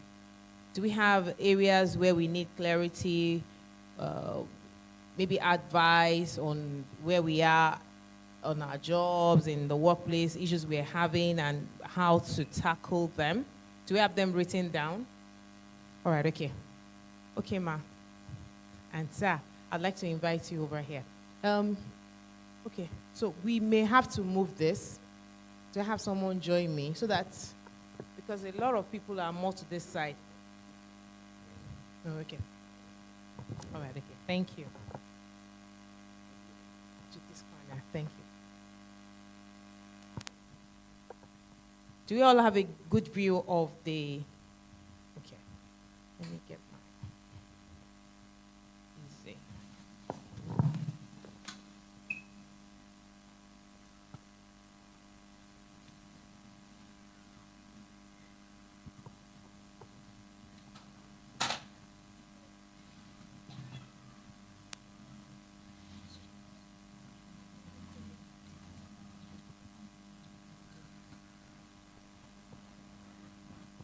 Thank you so much, Mr. Adefila. Thank you so much, Dr. Mrs. Bankole. You're welcome once again. All right, so I would like to just get ahead first and share an issue that I had. It all started a few weeks ago. I was gisting you when we saw initially, sir. Okay, so what happened? So as a leader in my company, I'd invested in a lot of my colleagues in the sense that, okay, inexperienced colleagues, showing them the ropes, what to do, and also advising, okay, maybe you should go in here because of what you're capable to do, and also it's been a whole lot of learning and teaching and coaching session. All right, so one day, just hold it like this. So one day, so I'd noticed over time that this particular colleague of mine, she's a junior colleague, and she will, just because of not necessarily closeness at work, but because we have worked so well together, and she has a very ready to learn and very fast grabbing, and also when you work with someone like that, you will most likely be very not close, but at least you work well together. So there was a bit of relationship, but however, she was lagging in her duty, and it got me from 0 to 100 one morning, and I had to, give her a bit of, how do we say it, a bit of my mind. So, however, it didn't go down well with her. She didn't come to me to communicate. I knew it was deliberate. I really wanted her to understand how my feelings, how I felt at that point. Maybe I didn't communicate properly because I raised my voice. Like I said, I went from 0 to 100 with her. So, but then it just became from one issue to another at work, involving the MD. And then yours truly, I was called, and the MD told me, she said, oh, you know how, you work with these Gen Zs. It's not the, and I'm sorry to, it's not, I mean, we're just using that term.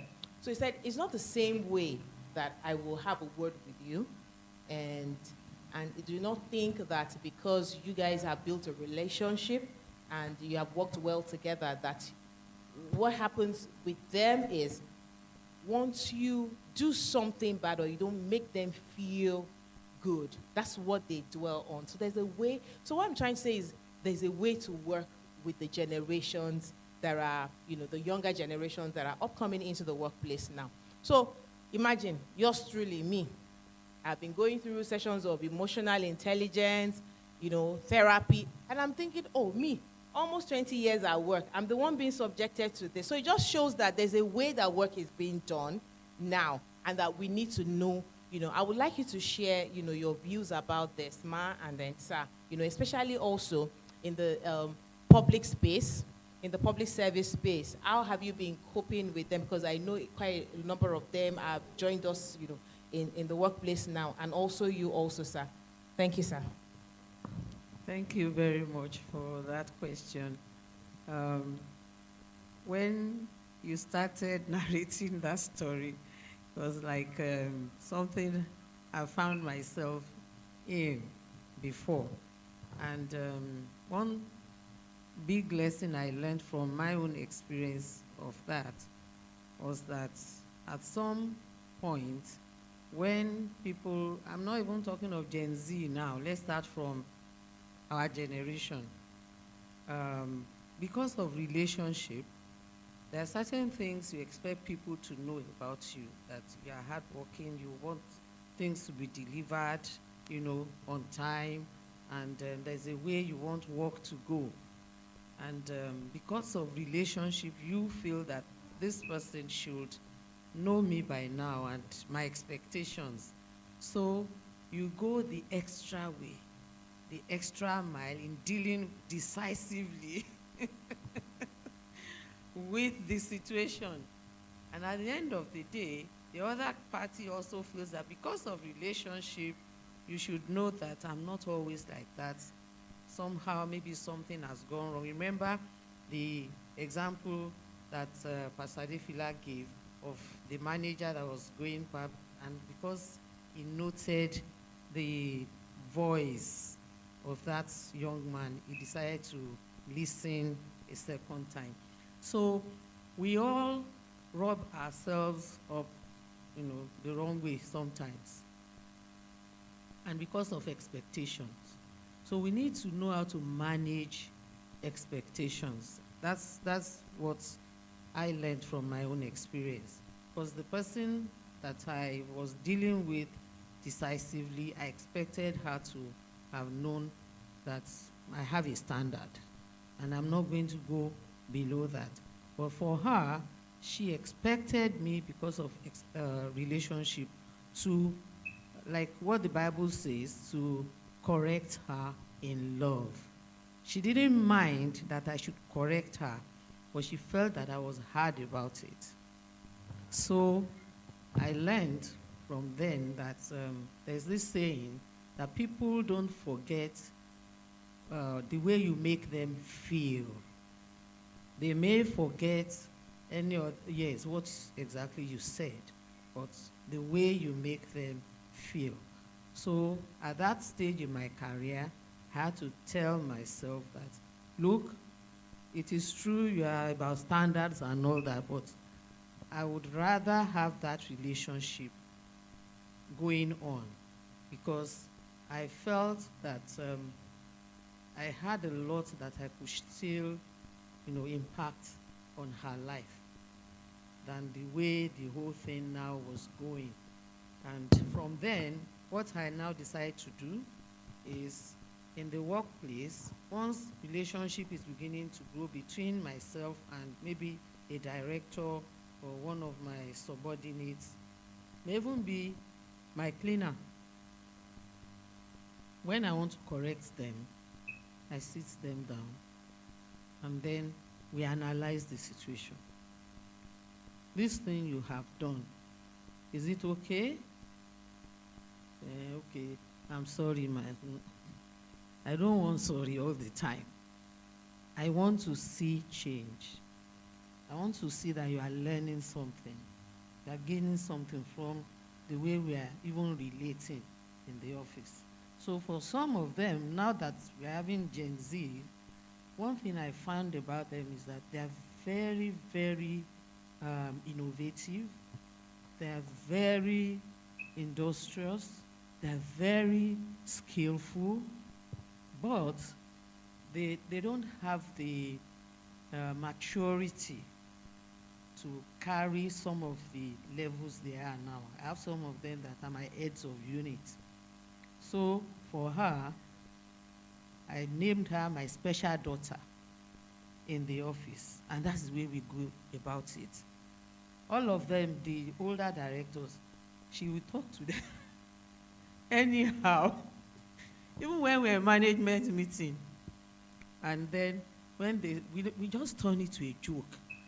They'll say, hey, you, when your mommy is not around, you won't know we're in management meeting. We will deal with you. I say, Joe, please. can You imagine. two apologize. She's your senior sister. You shouldn't talk to her like that. So, like that, like joke, I just make her, diffuse the whole thing. Or else tension will begin to build up. And there are certain things that we also need to learn when we are in the workplace. I went to a secondary school where, just like he said this morning, depends on the environment. Whether you are in upper seat and Form 1, we call ourselves by first names. So when I got to university and I became a Christian and I was now in choir, in the fellowship, we carried that mentality into, and these senior ladies amongst us, they had done first degrees before they now came back. And we were calling everybody by first name. So one day choir meeting was on, the whole thing was not going well. So the choir master said, there's something wrong here. Let us stop this singing. Everybody say what is in your mind. We need that sometimes in the workplace when things are not, going the way they're supposed to be. That's when there's some undercurrent already going on that you need to unpack. So some of these senior sisters raised their hand and they said, what are we doing here? All these small girls calling us by name. So from there, I learned it. Whether you are young or you are old, if I'm speaking to you in Yoruba English, there is no problem. It's when you are speaking... But in Yoruba? Yes. that the air has to come in. Yes. So these are some of the little things that in the workplace we need to look out for. The Gen Zs, we need to bring them closer. There's a lot in them that can move your organization forward. So we should focus on the positives. Thank you. And when there are negatives showing up, call them aside. It's a principle that works with everybody, not just Gen Z. Applaud positive behavior in front of everybody. But when it comes to the negative aspects, you need to get them aside one on one and do the correction there. Thank you so much, Pastor Dipela. I think a lot already has been covered by that response. So if I'll just chip in a little, I would say we need open-mindedness, a change in mindsets. And incidentally, I'm going to be addressing both sides of the divide, older generation and the Gen Zs. Why? I work with both sides. And incidentally, while one sector often feels superior, often, not all the time, I realize that they're both the same. Let me explain. The modern work, the place of work has changed. We have a new generation in the workplace that think differently, have different experiences and different skill sets to some extent. They're digital natives. They are more free and everything. Values are a bit different. Everyone values respect, including them. But the way we see respect is different from how they see respect. That's the truth. But everyone wants respect. Now, when I speak with the older generation, the managers, senior managers, they say, oh, this Gen Z, they are this, they are that. Then when I get to meet with the Gen Zs, the entry levels, young supervisors, say those older generation, they are so biased, so serious, they are so this, they are that. Everybody has something to say. Then I looked at, I say, oh, the way your mind is so biased against them is the way their minds are so biased against you. None of you is open-minded. You are both the same. What you're accusing them of is what they're accusing you of. So now, whenever I'm speaking with either group, I say the same message, be open-minded. Amongst the Gen Zs, you have lovely, fantastic people. I work with quite a couple of them, innovative, hardworking. They want to be recognized. They want to achieve. Find a way to manage them to do that. Amongst our older generation, the same thing. And there are some people that will say, oh, I work with Gen Z, I've learned to understand them, we have a wonderful time. Some will say, oh, my boss, incidentally, those things they say about old people, he or she is not like that, we have a wonderful time. So I think it depends on you and I as individuals. Let us be open-minded to the people around us. Let us be willing to change our mindsets. Human beings are human beings. We can get the best out of them. Thank you, sir. We shouldn't be rigid in our, principles and all our thoughts. The workplace should be a flexible place, and we should also learn, we should know that we can learn from the younger generation. They can learn from us. Learning is, you can get learnings from everywhere. What you just said about learning from the younger people, yes, ma'am, is one of the things they complain to me about. That we, the older people, feel that we know it all, and there's nothing they can teach us. But I'm telling you, yes, I learned a lot from them. If you're ready to listen and not give them anything and ask them to go and work it out, you'll be surprised. I learned from them. They have a lot. They know a lot. I give it to them. I agree. So also, I advise them not to be puffed up by knowledge, because truly, when it comes to technology, they have it. Yes. And the older generation, yes, we are just crawling and trying to tag along, so we can learn from each other. The younger ones, you don't have the experience that the older ones have. So let us listen to each other. Thank you very much, ma'am. Okay, I hope we're getting our questions ready. Okay. All right, okay, so Ma and Sir, the world of work is changing, and artificial intelligence and, automation is making a lot of this, shifting on, and it is making a lot of shifts, in the world right now. And, so this brings me to a few years ago, there was an era of mechanization where, it took, we had mechanics and all that take over agriculture and the industrial revolution. Thank you, Ma. Okay, now, so it looks like we are moving into another stage where AI is taking over. How are we, or how do you think that this is going to be managed in public service, in civil service? And how do you think it's going to affect the area of medicine? Now, a lot of people, we know definitely that new jobs will be created, some jobs will be phased out. It's becoming obvious. But how do we stay relevant? What are the things that you have, you're already seeing, like, oh, this may be out? And how do you think we should also prepare ourselves, especially also in the medical field? Thank you, ma'am. The civil service. Thank you, ma'am.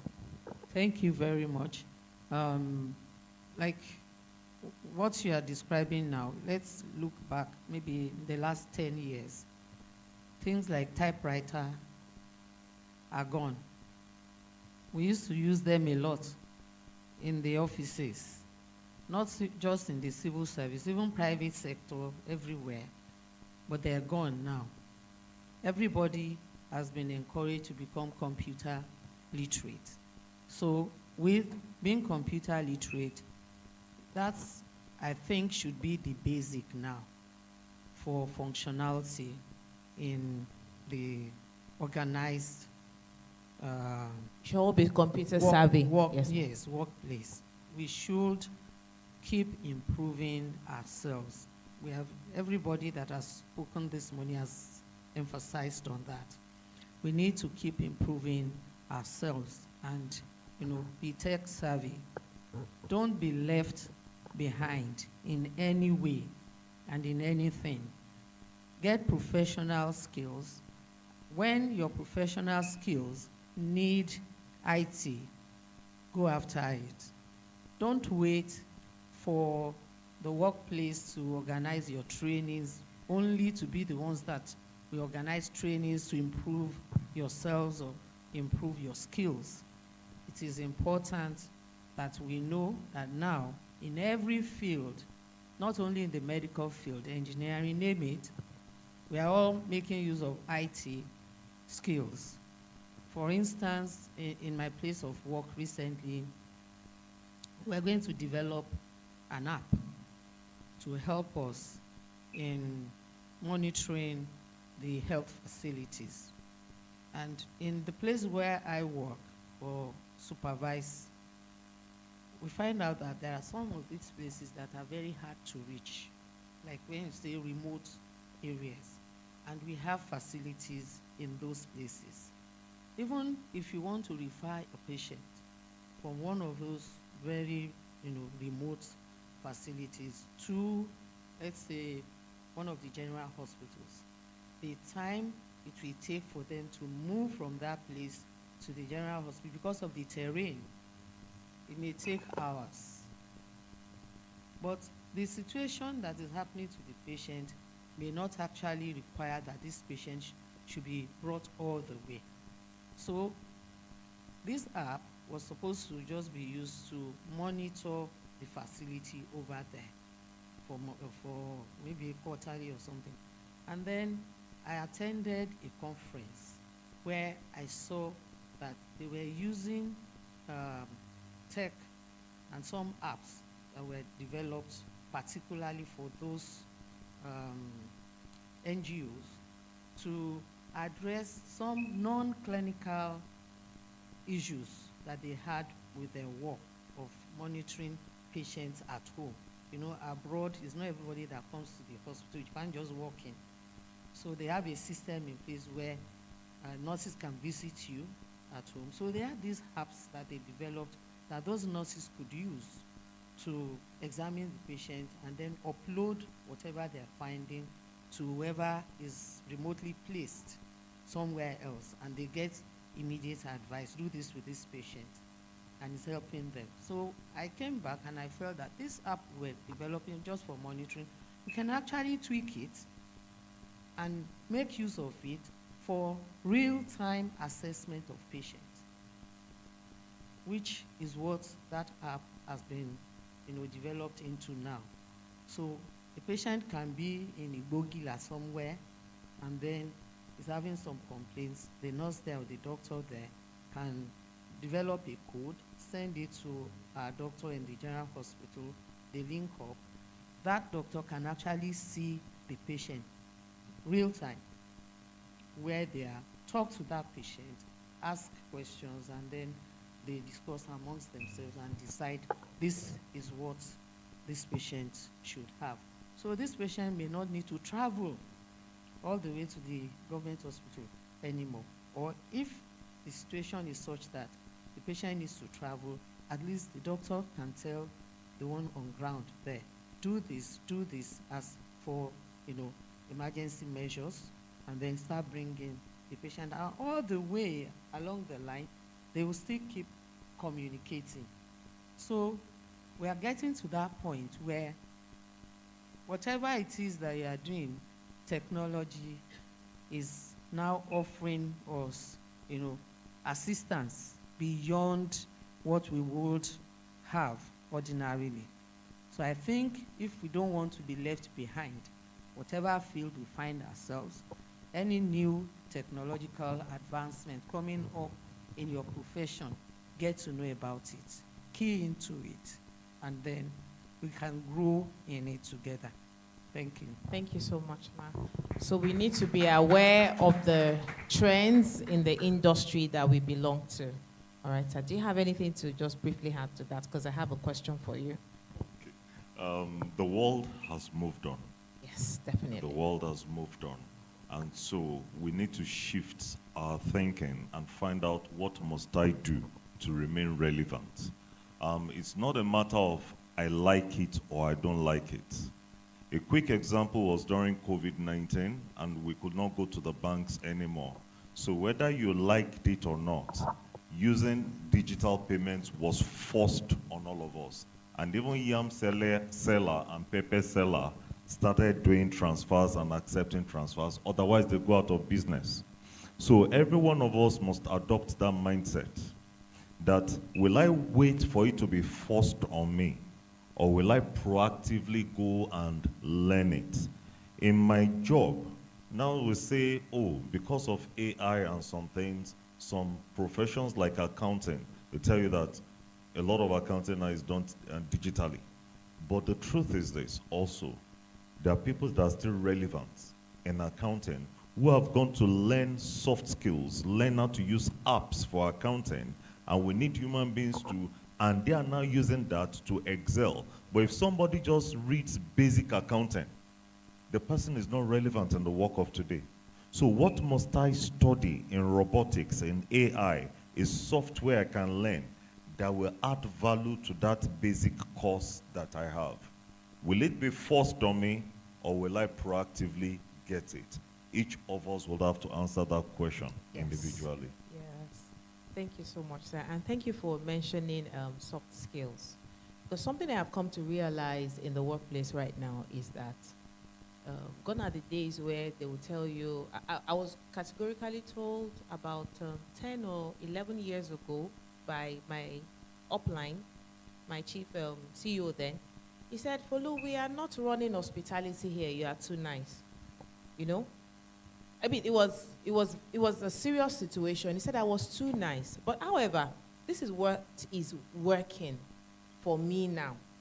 To show that soft skills are what will come to play. You may be very good technically, but please develop soft skills like communication, leadership that Dr. Mrs. took us through, you know, in the first session. You know, communication, integrity, these are the things that will remain relevant. It does not matter whether some hard skills will be, you know, sifted away and all, but soft skills will still be needed. People who are soft-spoken, people who are able to communicate, people who are kind, who have empathy, who can show empathy. Yes, they may be regarded for positions, you know, in the future. So let's develop more of soft skills. Thank you. Okay, so Pastor Adefila, how best can one deal with negotiation processes and outcomes that seem more like impositions? This question is for you. You're in a work environment and a project, and it's like they've imposed these terms on you. You just have to cope. How best can one deal with negotiation processes and outcomes that seem more like impositions? This is where emotional management comes in. You need to ask yourself some critical questions. If I'm not in control of the terms of this negotiation, maybe I'm representing my office. Where does my loyalty lie? Now, if I'm representing my office and I have to do a negotiation don't really like, I'm not comfortable with the terms, not because it's morally wrong, but the terms, I'm going to ask myself, what options do I have? I have a job to do. Can I regulate my emotions and get the job done? And because I have to do it well, do it to the best of my ability. Many times, my supervisor may see beyond what I see. In terms of the future of the organization, other things we want to achieve. I'm only seeing my own narrow corner or desk. And like, this is how this ought to be done. The person is seeing a wider picture and is saying we need to even concede in this area. Now, I have to align with the expectations of the organization and just get the job done. Unless it's so bad, there's so much conflict, I feel that there's something very wrong here, then one may think of stepping out of that environment if you don't feel comfortable with it. But insofar as you are still there, it doesn't conflict with your Christian values, just get the job done. Things won't always go the way you want them, but you have a loyalty to satisfy. I hope I address that. And basically, you want to study and really understand the processes. Preparation. Let me leave it at that. Yeah. Thank you so much. Okay, so there's a question here. How do you work with a boss that is more concerned about profit making than the innovative process that will yield that expected profit?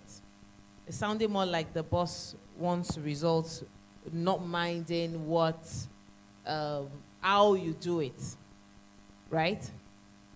So do you want to help us go through that? Thank you. A business is set up to make profit, first and foremost. If you have innovation and is not leading to profit, you may need to think twice about that innovation.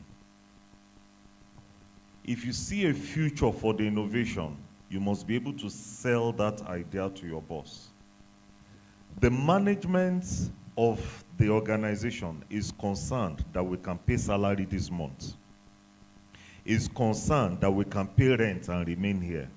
So if you are having wonderful innovations that are not yielding immediate results, balance it. What must I do to help bring in money now?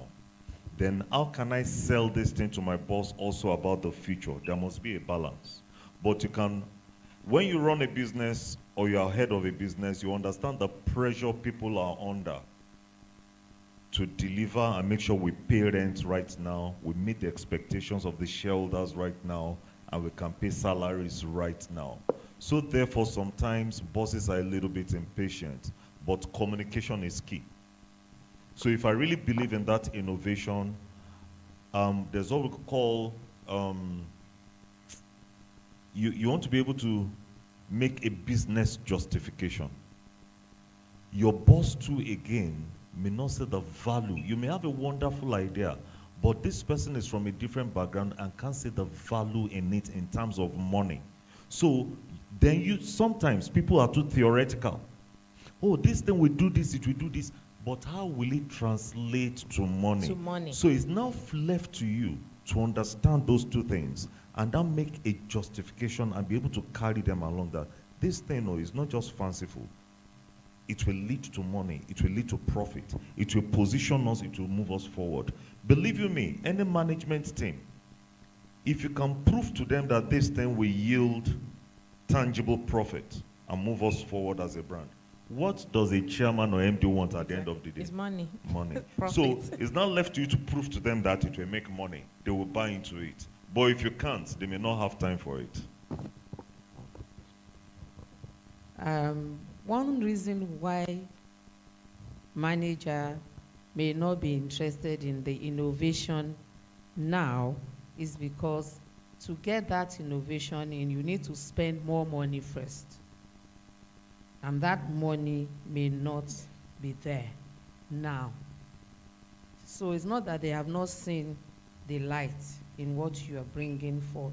So that is something like this innovation is for a particular time. Maybe the timing also is not yet ripe for the organization to want to invest in that first. So be patient. Don't throw it away. Just wait until that opportunity is going to come again. And then is the time they actually need it. Somebody would then remember that, somebody mentioned this some time ago. And then they will ask you to bring it up. Thank you very much, Ma. Question here, which I think I should just answer. During an interview session, the interviewee phone rings. Could that mean he's not prepared or coordinated?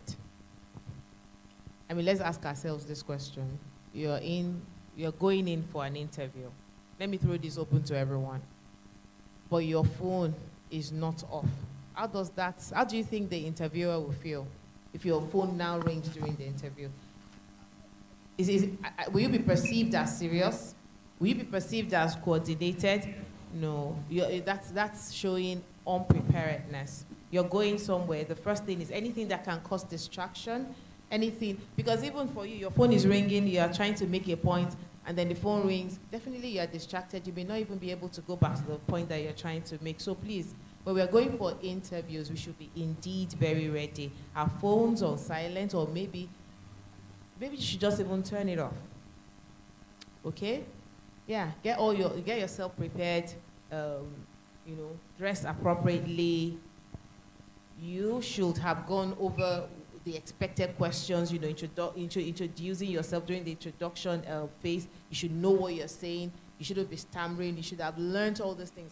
When we're talking about AI and all that, we have platforms where we can go to that can help us to prepare ahead, okay? We should always be prepared, all right?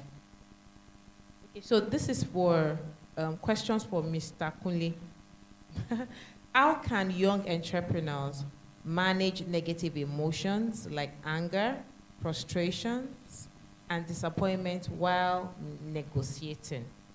Then number 2, how can young entrepreneurs identify and interpret the emotions of their counterparts? Okay, very good question. Because your emotions are very powerful. And your emotions, again, can either be an advantage or a disadvantage. So please, what you don't want to do is to ignore your emotions. Identify who you are and then determine, do I want who I am to help me or to sabotage me? And once you make that decision, you will know what to do. As a young entrepreneur, frustrations will come. But you must have focus.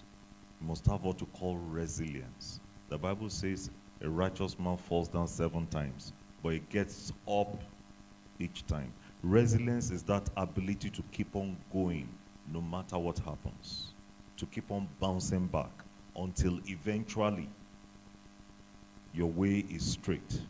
So you must have resilience, you must have focus. Focus on what you want to gain. The Bible says Jesus Christ our Lord, for the joy that was set before him, is scorned the shame of the cross. Hebrews. That means focusing on what you want to achieve. Somebody will irritate you. Look out of government officials will irritate you. Price of dollar will change. Focus on what you want to achieve. Many people that achieved it today that we admire, they didn't get there without a lot of things that you are saying, that you are going through today. But when you focus, you'll be able to overcome those petty distractions. Then you build resilience. Please, today, apart from attending seminars like this, if you go online, you can get materials on emotional resilience, self-regulation. Let me say this, the realm of emotional intelligence we have discovered is more important than most of the subjects we learned in school. But they didn't teach us that thing that is very important. But today, there are many resources online. For 3,000, 4,000 naira, if you go on Udemy, you get a full course on emotional intelligence with short videos, and they will help you discover yourself, build yourself, learn to manage yourself, and use your emotions to drive you to excellence, rather than your emotions sabotaging you and frustrating you. So your emotions are not bad, but what do you do with them? Go and learn how to use them to an advantage, and they will support you to succeed. Thank you very much, sir. Okay, I have 3 questions for Dr. Mrs. Bankole. I'll just run through. Can you please emphasize more on mind eye? I'll pass the questions to you because there are a lot. Then thank God, ma, for the joy on your face. Even working in a ministry like health in the public service, where funds are spent in the budget, yet people want to steal. How do you manage the mental health aspect? What is the secret of your joy, ma, in a ministry like health? Those are profound questions, honestly. Again, how can I cope with the politics in the workplace, especially in public service, where eye service is more appreciated by superiors than the people behind the innovative processes? Trust me, whoever wrote this, I feel you. I'll pass the questions to you.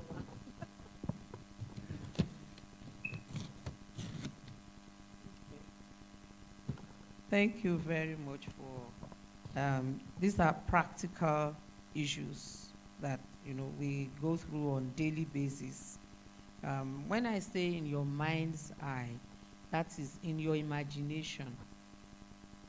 We're talking about vision. So, what I want to be in the next 5-10 years is I see myself, I would have retired. I'm retiring next year by God's grace. So I see myself having more time to actually pursue a vision that God gave me to groom young leaders, which we have started, a little bit doing in the Teens Church. I coach those who are adolescents, 15 to 24 years, because that's the period when they take all the important decisions that can actually make them in life or mar them. So doing that, I've now veered also into coaching parents of adolescents, because I see coming up, thank you, sir, a lot of issues, between young adults and parents. Some feel that because they are not listening to me, I just want to walk out of their house, when it's not necessary to do so. So I see it in my imagination, where this can go to, the kind of people I will be able to help. That's what I mean by seeing something in your mind's eye. That's a vision for the future. That is, you are seeing yourself in the light of what the future holds. So you can do this. It doesn't have to be ministry. Maybe in your profession, as an engineer, as a nurse, as an architect. So I hope that answers your question. Thank you, ma'am. Then, okay, working in the ministry like health, in the public service, where funds are spent in the budget, yet people want to steal. How do you manage the mental health aspect? It is true that there's a lot of that going on in the public service, but you, as a child of God, you can be different. It is not everybody there that is into that. I'm telling you, just like when the prophet Elijah was saying that all of them have gone after Baal, and I'm the only one remaining, and they are looking for my life. And God told him, I have many, many more people that have not bowed to Baal. I told you a story earlier on when I was speaking about the challenge I faced, and there were Christians in the system who got to know what I was facing and passing through, and they put themselves together and came to sort out that problem for me. So there are still many people in the public service, including the police force. Can you believe that? Including the police force, who are still children of God, and they are still, living for Christ. So don't think that everybody there is doing the same thing. You will decide. That's why self-leadership is the foundation. What are your values for yourself? Know that.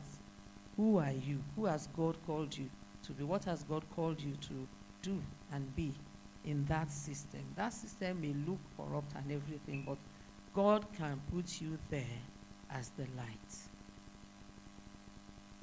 There have been instances before that people came to tell me afterwards that they were discussing somewhere about something that they wanted to do, and the contractor told them that he told me about it, and he said, you told her what?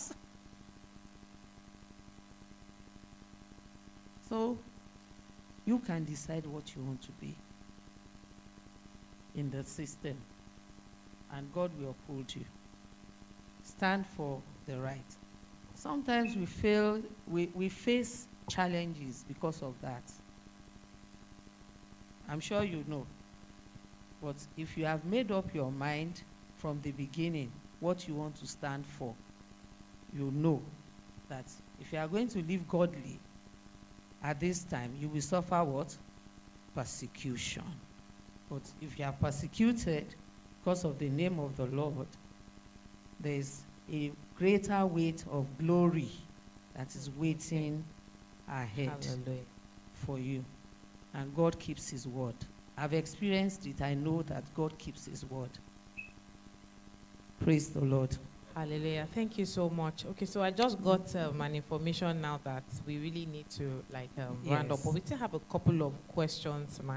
And mental health, I will just say quickly that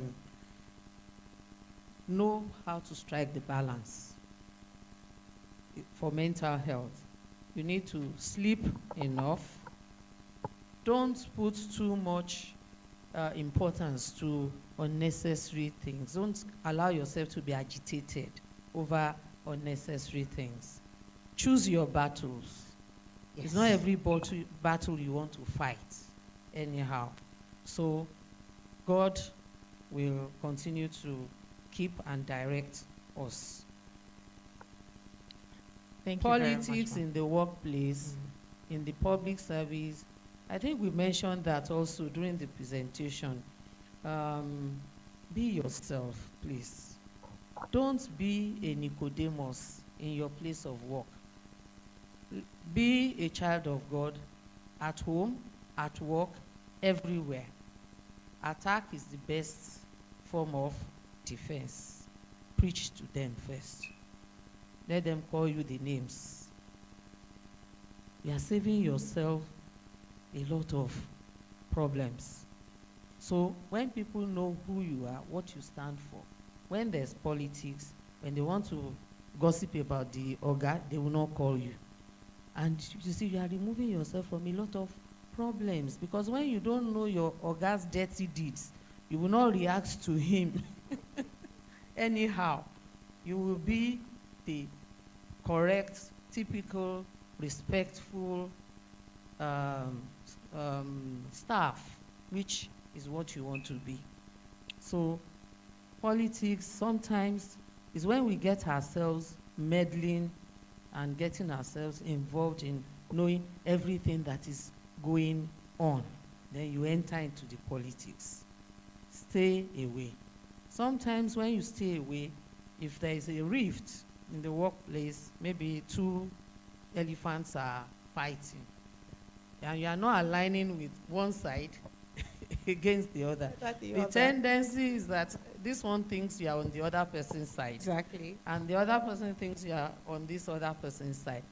But eventually the truth will come out. They will get to know. It may take time. You may suffer a bit for it. But eventually somebody will tell them, that one knows nothing, no. It doesn't belong anywhere.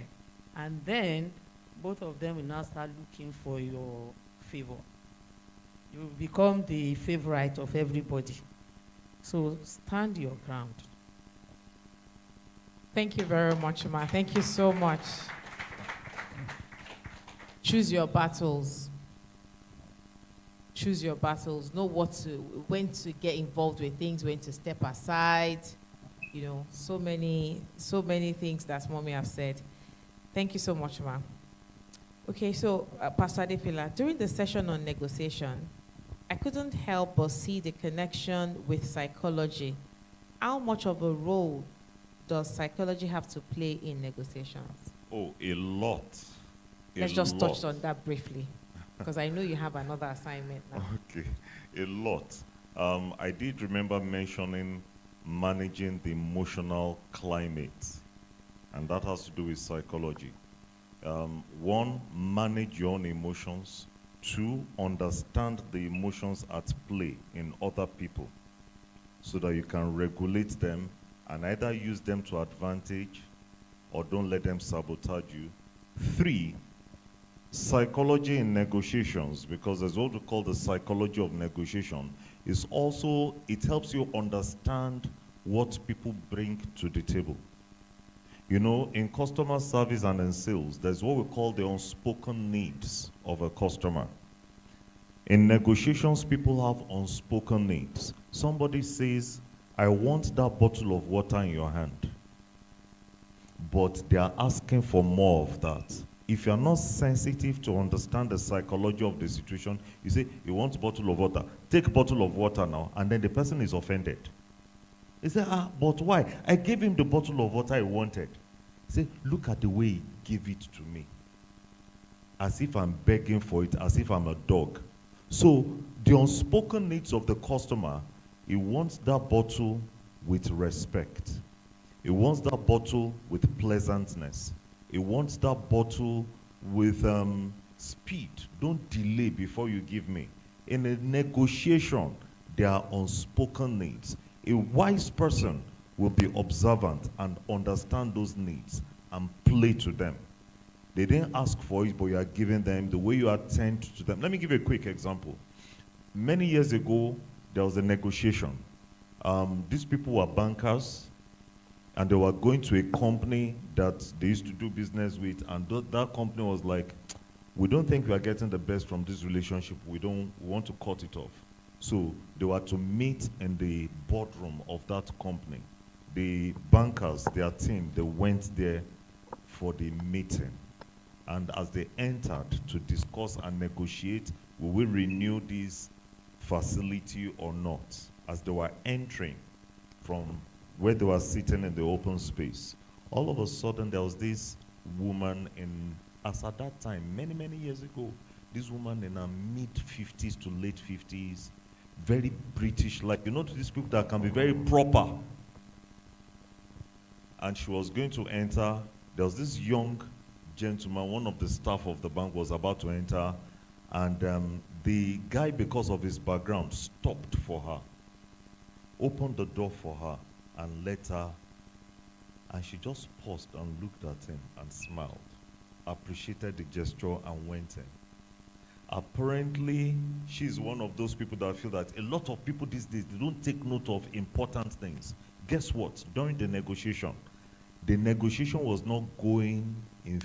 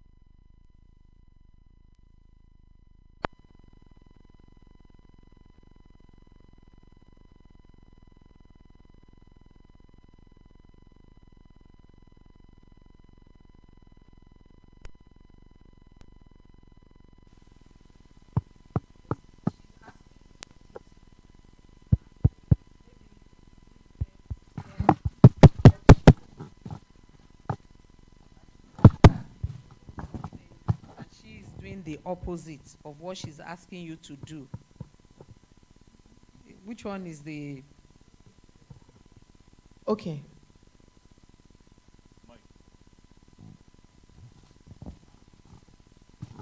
Praise the Lord. Now you have a boss. You go into discussion on what to do.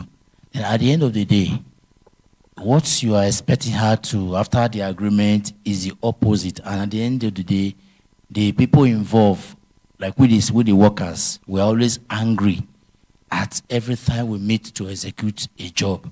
And they ask you, send me informations on the job. You do the same thing often and often. And we, the workers, we are always getting angry at the end of the day. What should we do?